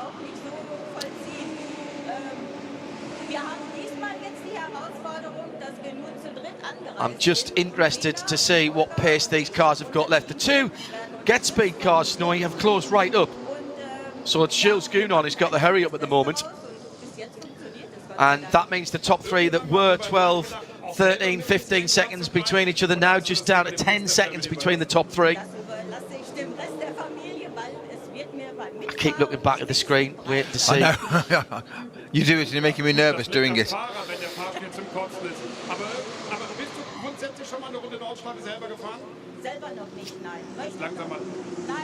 They're quite clearly working through these in numerical order. The last one I've got is a 40-second penalty for no respect to code 60 for the number 20. That was it. 22 minutes and 37 seconds past the hour, the alleged incident. 22 minutes and 43 past the hour is the 72. What was the 30-second penalty for, John, and who was that to? 40 seconds to the number 20. You mentioned the 30-second one as well. 30 seconds was the 109. That was a speed limit violation. Ah, yes, right. I knew there was something else in there. Still no word about the code 60 investigation on the lead car at 8 minutes and 8 seconds past the hour. And hasn't come up no further. Half an hour ago. Yeah.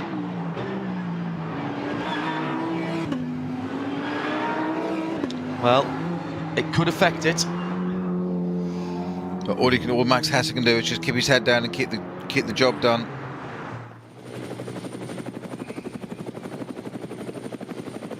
Whatever happens, it's been a cracking race. And again, we've seen several different answers to the question of how to get to 3 hours with your fuel and tyres. Because the BMW Junior team have done the same as they did yesterday, which is 6.8. That's the start of the race. It'll probably only be 6.86, whether it was 6.87 yesterday, because of the amount of code 60 that we've had in particular. It'll be 5.87 for the two Get Speed Mercedes, 6.86 for the 22 Audi, and the line speed car will be 6.86 as well. By the way, Earl Bamber has been plugged into the number 18 KCMG Porsche. He's half a minute behind the two Audis that are battling for 4th and 5th. And he's actually only a minute away from the leader. So if anything goes wrong here, and any 40-second penalty, by the way, if Max Hesse got a 40-second penalty won, it would push him down to 5th place from the lead. If he gets 2, then he's going to be dropping down out of the top 7, possibly even out of the top 8 as it stands at the moment.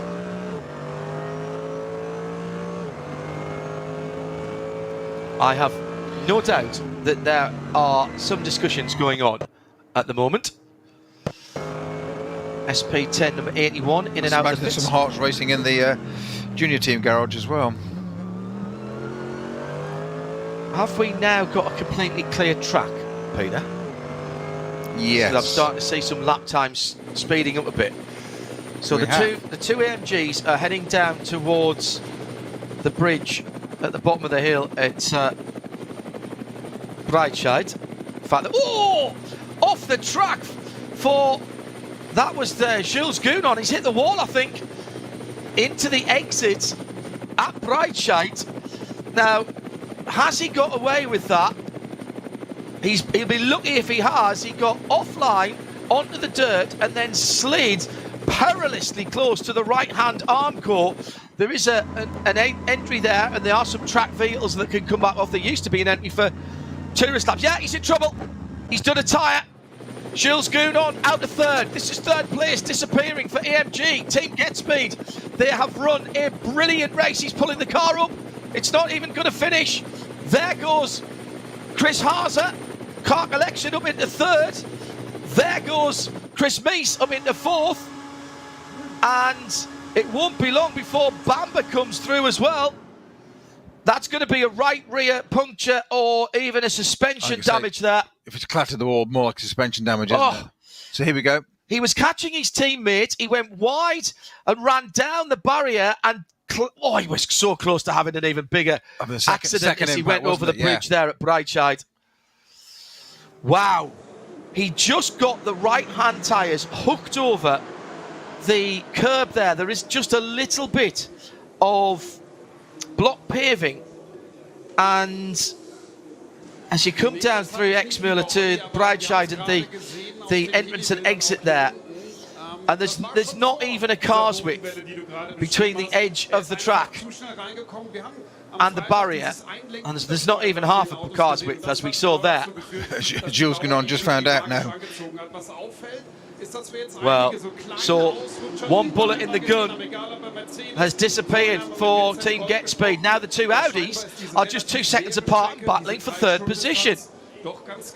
And that means that Earl Bamber's closed in a bit. Earl Bamber's closing up on everybody at the moment. He has a habit of doing that, doesn't he? Yeah, he's very good. Very good indeed.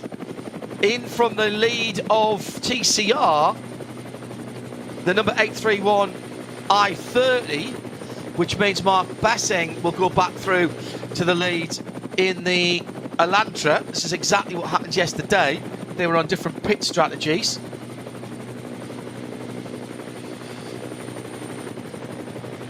So now, Martin Ragginger, Ragginger is catching, Ragginger the Falcon Porsche is catching the Porsche, KCMG Porsche of Bamber. He was 2 seconds quicker than the Kiwi last lap around. So Earl will be getting the hurry up from the team. This is for 5th and 6th and best Porsche honours.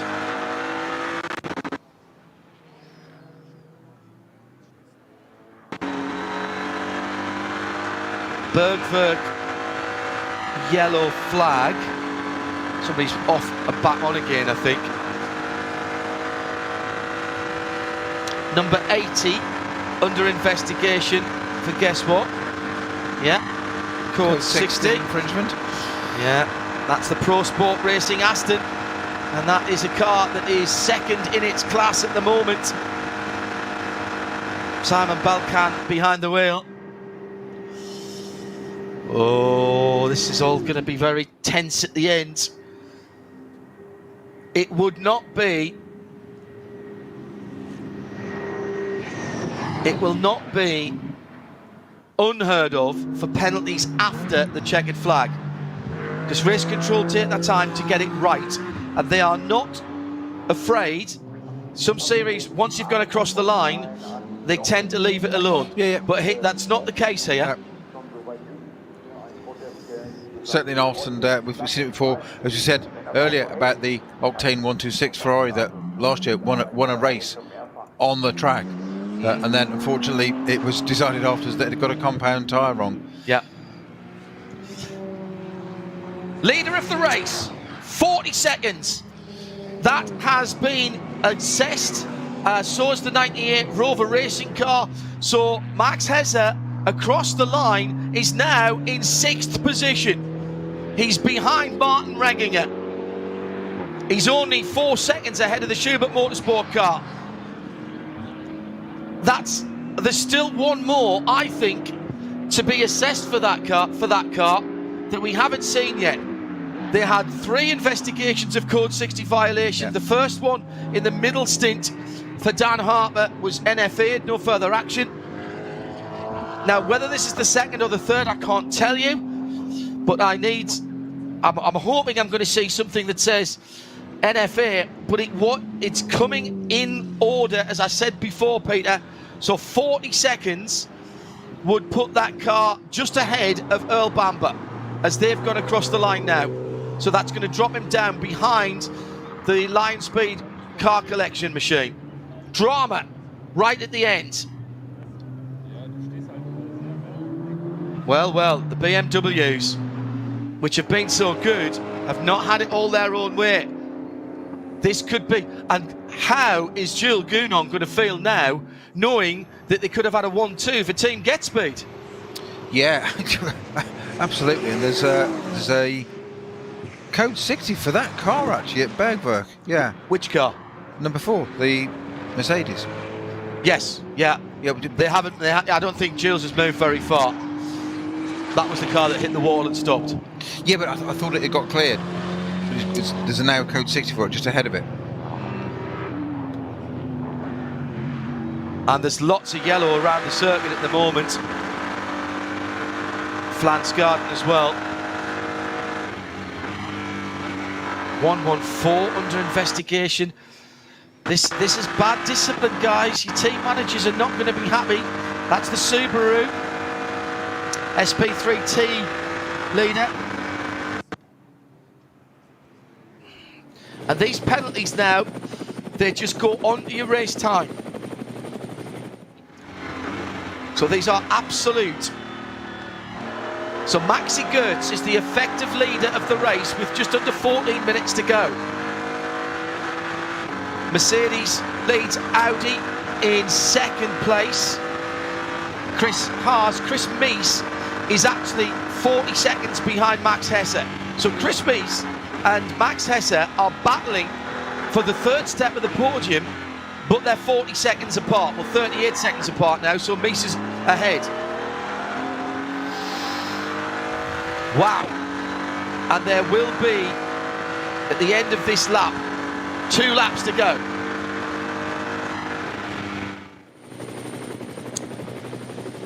Actually, depends when he comes across the line. I've just said that there. Say, would it be 2? One no, more? It might be 1 more. 1 more, I think. Yeah, because he's only halfway around.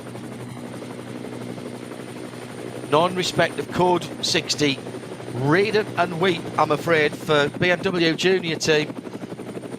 40 seconds for the number 72. Well, the Nürburgring keeps giving us drama. And this is Chris Mies' chance to put 2 Audis on the podium. They are catching, actually.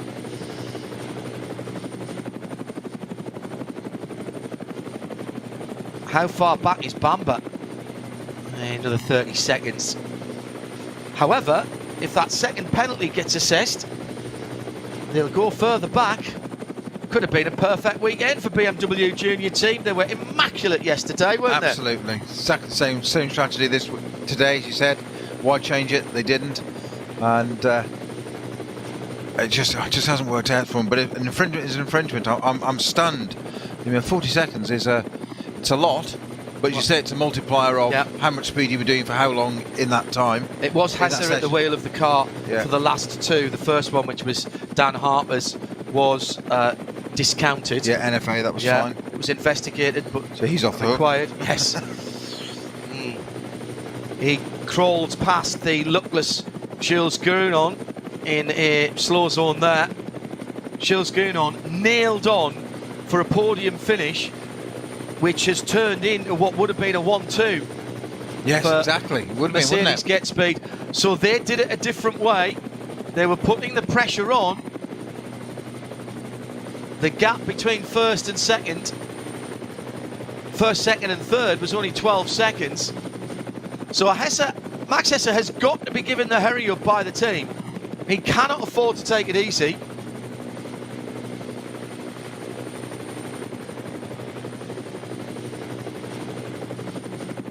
There's still the chance of a podium here, but he's got to overhaul Chris. He's got to put 40 seconds between himself and Chris Meese, and at the moment it's 38 seconds.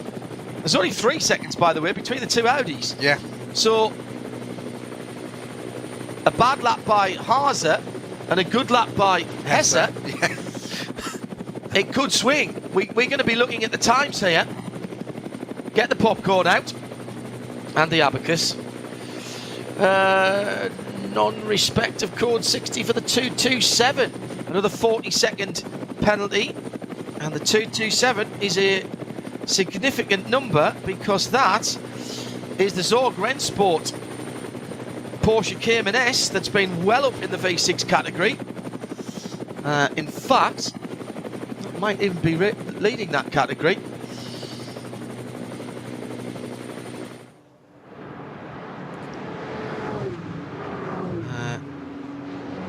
V6. Oh, it's a 396 that's leading that, but that's not doing them any good, is it? Wow. So 9.5 minutes to go. And the Conrad Lamborghini currently coming down the Dottinger. Slightly flat to deceive today, but did well in the first 2 stints. Dropped way down now. For that car. It's 27th now. Yeah. Di Martino at the wheel now. It's actually dropped a lap off the leader as well.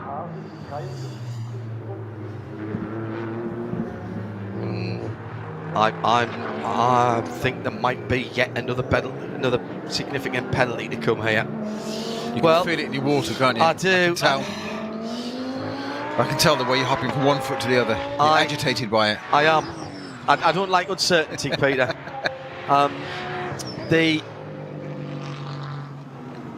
This has been a great race. I'm already very excited. I always get excited about the Nürburgring 24. All the 24-hour races that I go to have different characters and different personalities, whether it's the Rolex 24 Daytona, the Le Mans 24 hours, the Nürburgring 24 hours. They all have slightly different personalities. Dubai 24 hours, Barcelona 24 hours, Portimao 24 hours this year. Off Lamborghini, yes. Off for the Lamborghini. Got, I think, Di Martino there got slightly distracted by the BMW car in front of it when he was coming down into the Dunlop hairpin at the bottom of the hill. Targets. Sort of target fixation there, do you think, Peter? Possibly so, yeah. Something happened very strange there. We saw it unfold in front of us. He just didn't see he's about to catch up with that car now. He's now jinking left and right and getting all the gravel out of the various vents on the front of that Lamborghini and probably elsewhere in it. But he just didn't see the BMW. Well, he did see the BMW, that was the point. But it was in the middle of the track. And rather than dive down the inside and collect it, he went left, but put it into the gravel. So the BMW continues to live another day, but the Lamborghini's just added to its woeful weekend.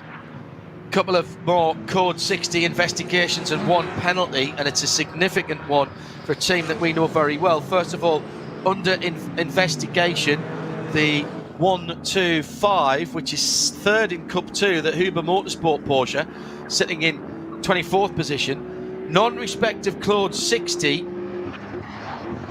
for the number 21. 2 penalties here. The first one for 2 minutes and 10 seconds. The second one for 4 minutes and 10 seconds. And respectively 1 and 2 DMSB license points. And that, the 21, of course, is CP Racing. 6 minutes 20. Yes. For 2 different penalties there. They're still working through these. And the second one of that, for the Code 60, that was at 21 minutes and 51 seconds past the hour. There's still another 72 penalty after that, under investigation. About a minute after that. They're working through these. I see logic in what's going on the race control feed. And by the way, thanks very much to Nürburgring TV for giving us access directly to the race control message board that the teams get. Something that we haven't always easily had before. Got that up in a screen here in the broadcast booth, and that's been a great help here. A great help here. So I can't tell you which drivers have got the points there, whether it's the same driver. 16:21:57 local for that one. And where's their second one? The number 21, further back, I think. So this race, as I said, it could be decided afterwards. The good news for Max Hesse is he's got his foot down. The two Audis are really close together, and now he's in with a chance of holding on to second place. Maxi Goetz is going to take the victory as long as he stays on the track with 5 minutes to go. But can Chris Haase and Chris Mies work together and not trip each other up? Haase 39 seconds behind the leader, who has a 40-second penalty. And Chris Mies 40.3 seconds behind the leader. So effectively 0.3 seconds behind the leader at the moment, but can't see him, of course. And the two Audis together as they head up to the Flugplatz on what will be their last lap. So the leaders are on their last lap now. Time will expire on this lap, and we will have done only 20 laps. So that is a measure of, you know, good conditions, yes, but how much full course, excuse me, code 60 and slow zones we've had. Quite a serious accident for the 126 as well. All clear now, though, John. Right. Oh, here's another one. This time it's the... I mean, I keep having to scroll back up and down to see these on the race control screen, just to try and keep up to date with what's going on. The Dynamic Motorsport Porsche, the number 28, that's now under investigation. That's the second time they've been under investigation in the last half an hour as well.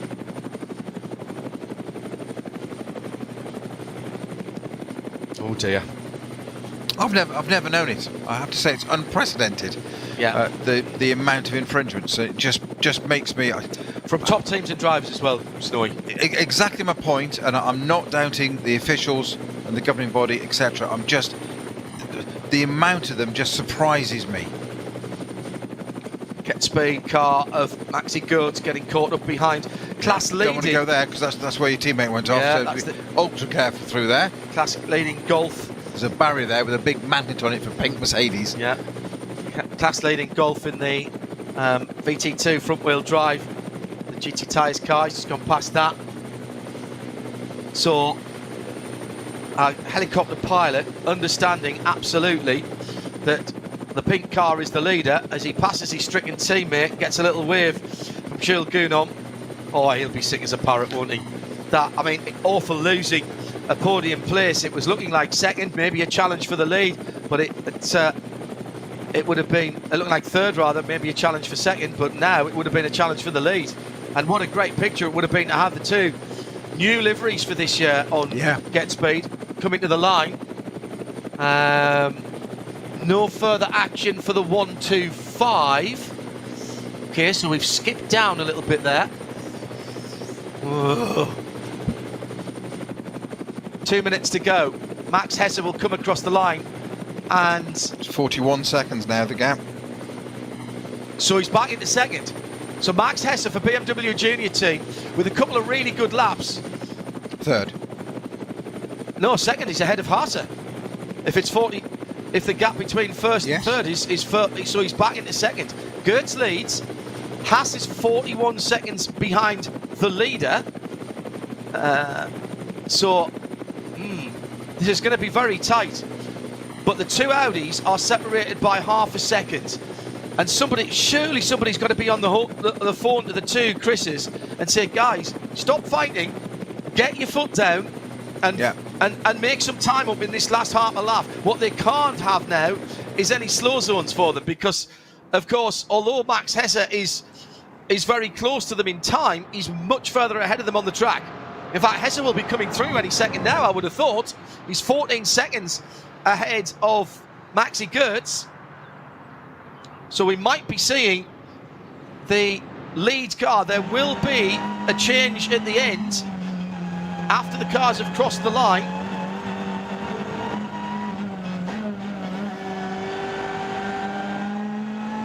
Oostenrijk for the BMW number 831 that he shares with Antti Burri.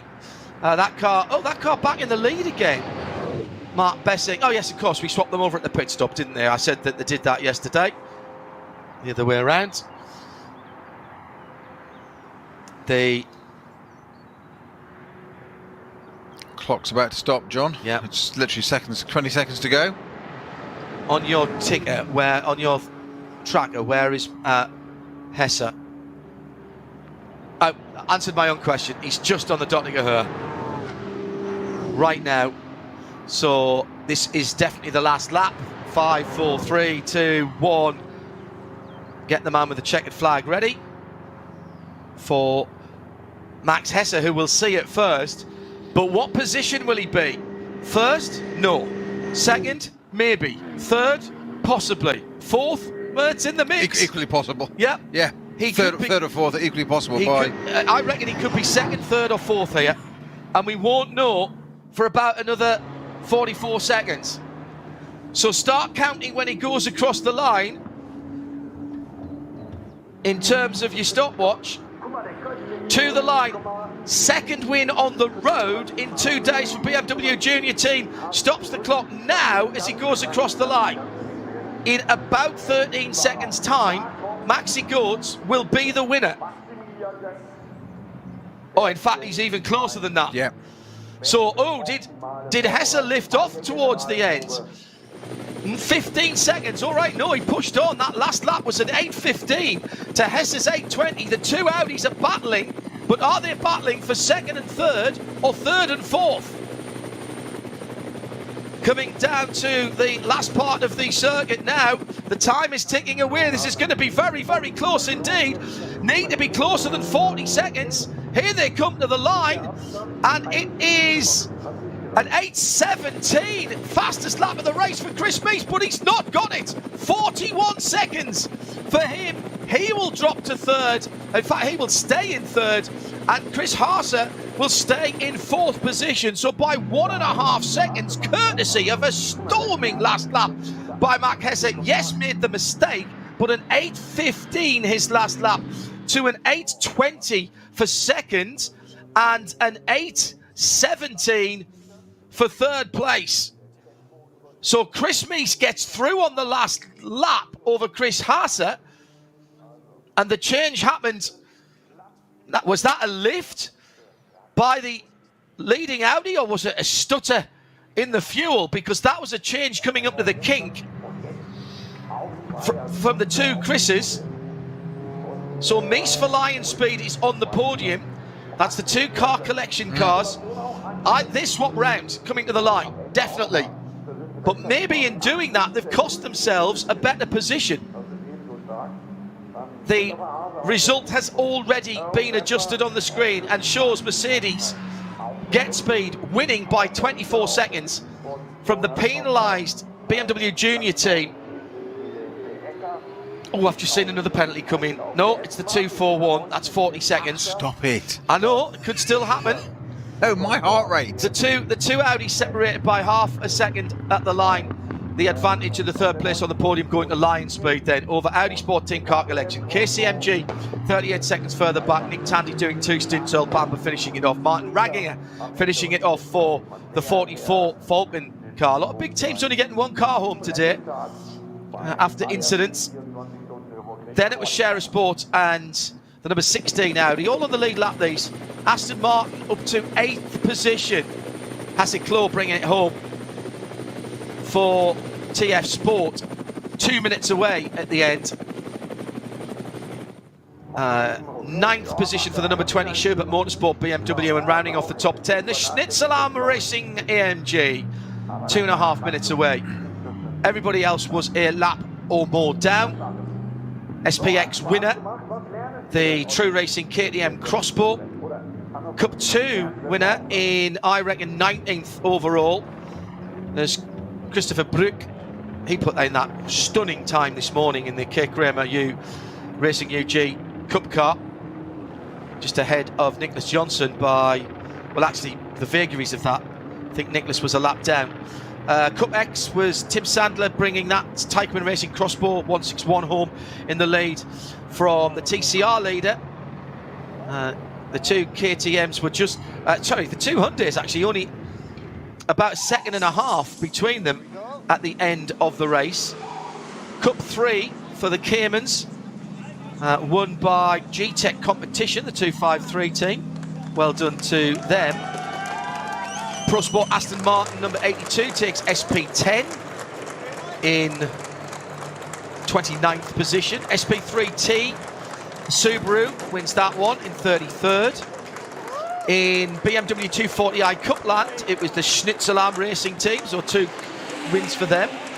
244 in 42nd. Alternative fuel was the Four Motors Porsche Cayman 633. 46th position. The VT2 rear drive was a great battle all the way through between Adrenaline number 330 and the 230 privately entered BMWs. The 330 and the 328, it went to Adrenaline. And third actually wasn't that far back either, Team Rogue Vent Sport. 16 seconds between the leading two in VT2 in 48th, 49th and 50th position for the third. Cup 5 for BMW Club Sports, the M2s, that was won by Adrenaline Motorsports number 871. V6 Adrenaline Motorsport Porsche Cayman. V5 Adrenaline Motorsport Porsche Cayman, the 444 car. VT2 front drive, the 223 GT tyres, that's a double for them with their Golf Mark 7. The 325i up in the 60s today, that was a good run for them. They had the puncture yesterday. And the other winners, was that the last of the winners there? V4, I think it was. Yeah, so that's the last of the class winners. Well. There's still investigations going on and still decisions coming through on the screen, Snowy. But as we stand at the moment, provisionally, it is the number 3 Mercedes team get speed. I think we can say that that is fine. There's still a little bit of a sort of Damocles hanging over the junior team with one more Code 60 violation to be either penalised or discounted. No further action. Chris Meese in third for the rest of car collection. Third and fourth for car collection. And KCMG coming home in 5th position. Top 6 made up by another Porsche, Falcon Motorsports. Mercedes, BMW, Audi, Porsche, your top 6. Well, not quite the BMW domination we expected or had seen. Yes, they would have done it had they not had the penalty. They would have gone through to that and taken that win. But equally, how close might it have been though if Maxi Goetz he was 5 seconds slower than the leader on the last lap, and I don't think he was taking any chances. No, exactly. It was going to be sort of sub 10 seconds between the top two, and you could have had Jules Goon on in that as well, of course. Yeah, I mean, the point is that the junior team have been possibly the most outstanding the whole weekend. They've aced it, they've got the pace, they've won both races on pace. They haven't won it today on a penalty, which is quite right. So no disrespect to Mercedes Get Speed team, they deserve that. What's interesting is then that we've seen at the top, we've said, haven't we, too many times, 1, 2, 3 and 4, 1, 5 and 7, this, that and the other. It isn't. We've got Mercedes at the top, BMW, Audi, Porsches back in there again, more Audis, and Aston in the top 8, always going to say that. The next M4 GT3 is the Schubert car run down in 9th place, and then we've got Mercedes again. So it hasn't quite gone the way of BMW today. Late penalty coming in for Pro Sport in SP8T, the number 80 car. 2 minutes 10 seconds and a licence point demerit as well for that car. So when I say this is not over, I am by no means exaggerating here. And where was that? That was the penalty before the second 72 penalty. So that's the next one that's going to be assessed, I reckon. But here's how it stands for the moment. It was the Mercedes team Get Speed with a different strategy. Remember, they went long in the middle. 6.86 they went, didn't they? Yeah. For their run through, and got them to the line ahead of BMW Junior Team and Lion Speed. The top 3, making the top 4 actually within half a minute, with the penalty applied to the BMW Junior Team. I think True Racing in the Crossbow will be delighted with another just outside the top 10. Were they 12th yesterday? They were 13th today. The Porsche Cup winner, K Kramer Racing, inside the top 20. In fact, 2 Porsche Cup cars inside the top 20 for the new 992, and 3 within the top 25. So all of the top 7 and 11 of the top 12 are German cars. Tim Gray says, Peter, do you still want to believe that a non-German manufacturer can win the 24 hours? Your boyish enthusiasm said it's possible, doesn't it? Yeah, I'm going to say, I use the operative word being, it can win it. Okay. Thank you, Tim. Yeah. Well, you know. No, it's a very valid question. It can do. The Ferrari, it was right up there. That was a big accident. We didn't really get to the bottom. No, I didn't happen. It looked like there might have been some other issues at the side of the track there, but we've heard nothing from the organisers. So the Conrad Lamborghini, you said the phrase yourself, almost flattered to deceive. Yeah. It's got the pace. It's certainly got the pace with Jordan Pepper in it. The point is that you did say it's a Pro-Am lineup, so Correct. there's always going to be such a variation in that car's pace. But that's a good point. It just doesn't seem to get there, does it? So who was the best of the Pro-Ams? Was it the Twin Bush by the Keep Vitesse? The timing screen doesn't tell me about the Pro-Ams. 11 is a Pro-Am. 28 is a Pro-Am, but they had problems. They dropped back, didn't they? Oh no, 28 was ahead of the Pro-Ams. Okay. 25, is that a Pro-Am? No, that's not a Pro-Am. Oh, yes, it is. Huber Motorsport. I think it might have been Huber Motorsport that won Pro-Am. Unless the Schnitzelarm car is a Pro-Am. Yes, it is. All right, so I'm working my way up. So 34, 2090. The TF Sport car, is that a Pro-Am? No, I don't think so. No, okay. So I think the Schnitzelarm car might have won that. Let me have a look at the 20 and see if that is in there. It doesn't show up on the timing screen. No, unofficially, the Schnitzelarm number 34 Mercedes AMG GT3 is the best of the Pro-Ams. I've got no further penalties yet, but there are still penalties to be assessed, I think. Don't quite have the same system as we have in other series where it shows them being assessed and served, and then you can go back. Oh, changes. What's happened there? Nothing at the top 3. No, it's all right. KCMG's just been put in twice. Yeah, I think it was just our screen updating. Yeah. My heart did flutter when the screen flickered. Yes. I will say that. Yes. I'm going to dare to refresh my timing screen and see what it comes up like. Yeah. So nothing has changed at the moment. Well, we shall reconvene in a couple of weeks' time, when our coverage will start with a special midweek motorsport on the Wednesday of race week. Race weekend, the 26th of this month. Rinse and repeat for the coverage. We're not getting the podium right now, which suggests to me that something else is happening. And they won't put the podium out until they've looked at all the penalties here, Peter. So my summation, and it was only that there was still at least one penalty to look at for a podium finish in the overall. I think there's still one penalty for the 72 that needs looking at, and that hasn't been confirmed one way or t'other yet. So we're on our tenterhooks again. I've stood up again. I'm pacing again. Peter has raised an eyebrow. No? Okay. There's another refresh. These are a lot of changes going on. Let's head down for the podium, at least, and take in the formalities. The drivers are gathering. And we'll leave race control. So third position for Audi.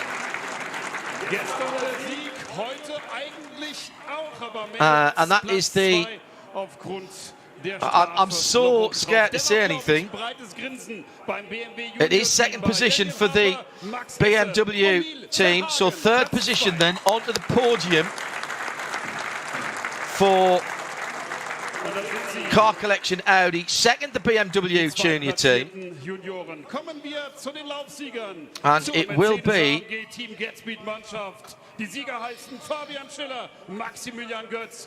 It will be the first win for the Mercedes-AMG team Get Speed in their new colours and sponsorship. And it's the number 3 car. So congratulations to Fabi Schiller, Maxi Goetz, who brought the car home, and Adam Christodoulou, who did the middle stint. And here is the national anthem for the nationality of the winning team, Team Get Speed.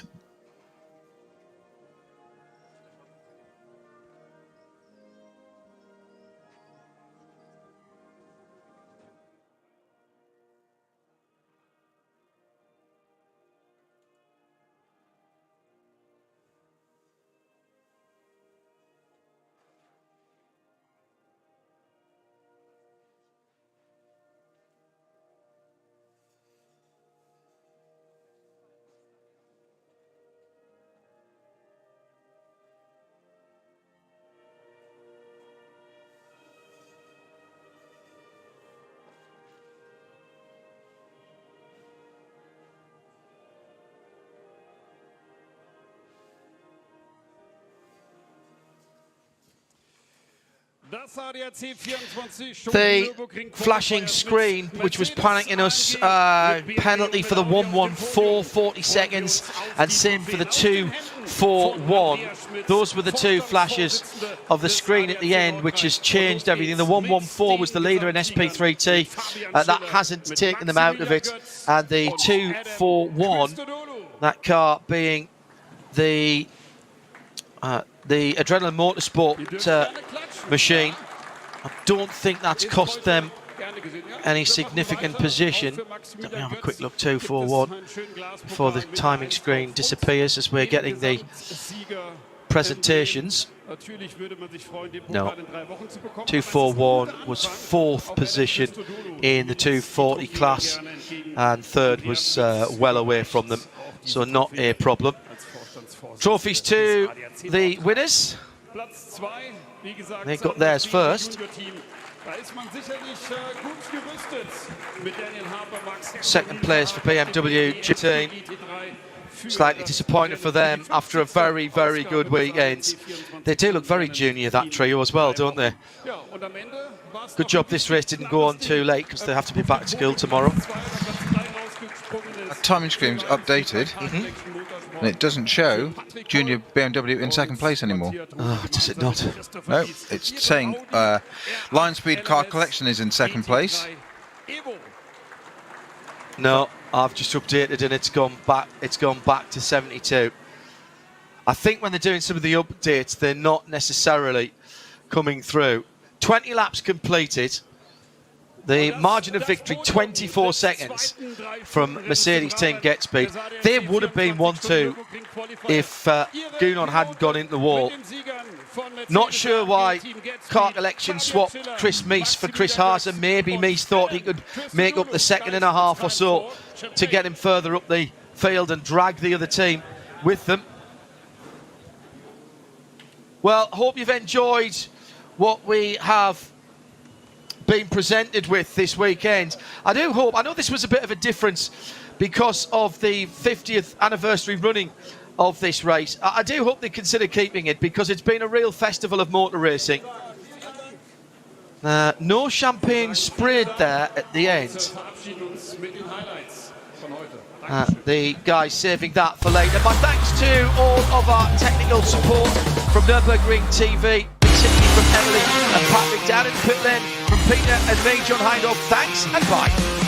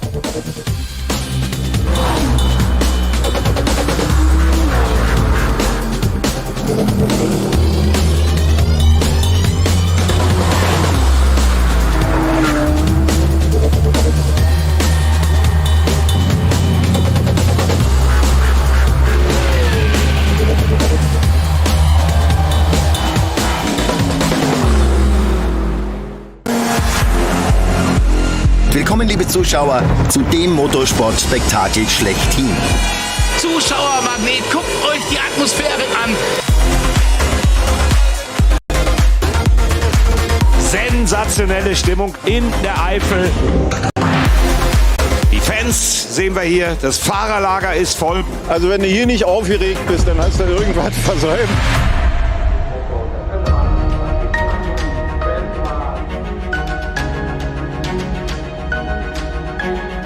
Und lassen wir uns freuen auf 24 Stunden Motorsport vom Allerfeinsten. Das Beste, das tollste Rennen hier in der Eifel mit den besten Fans der Welt. Startgruppe 1, die Veranstaltung läuft!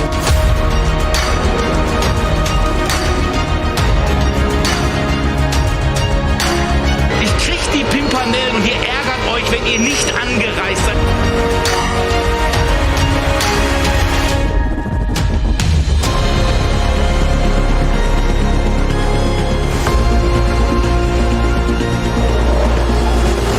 Schau dir diese Bilder an, Jörg. Die hell erleuchtete Grand Prix-Strecke, das Fahrerlager.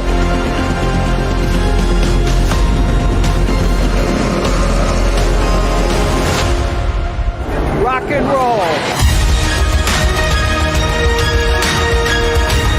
Die Action, die da passiert, sind die wahnsinnig!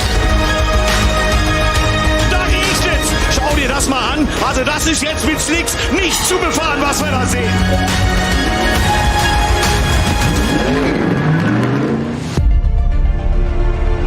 Es überschlagen sich wieder einmal die Ereignisse. Wieder einmal wird das 24-Stunden-Rennen am Nürburgring zu einer Mischung zwischen Himmel und Hölle. Berührung, Berührung und beide drehen sich.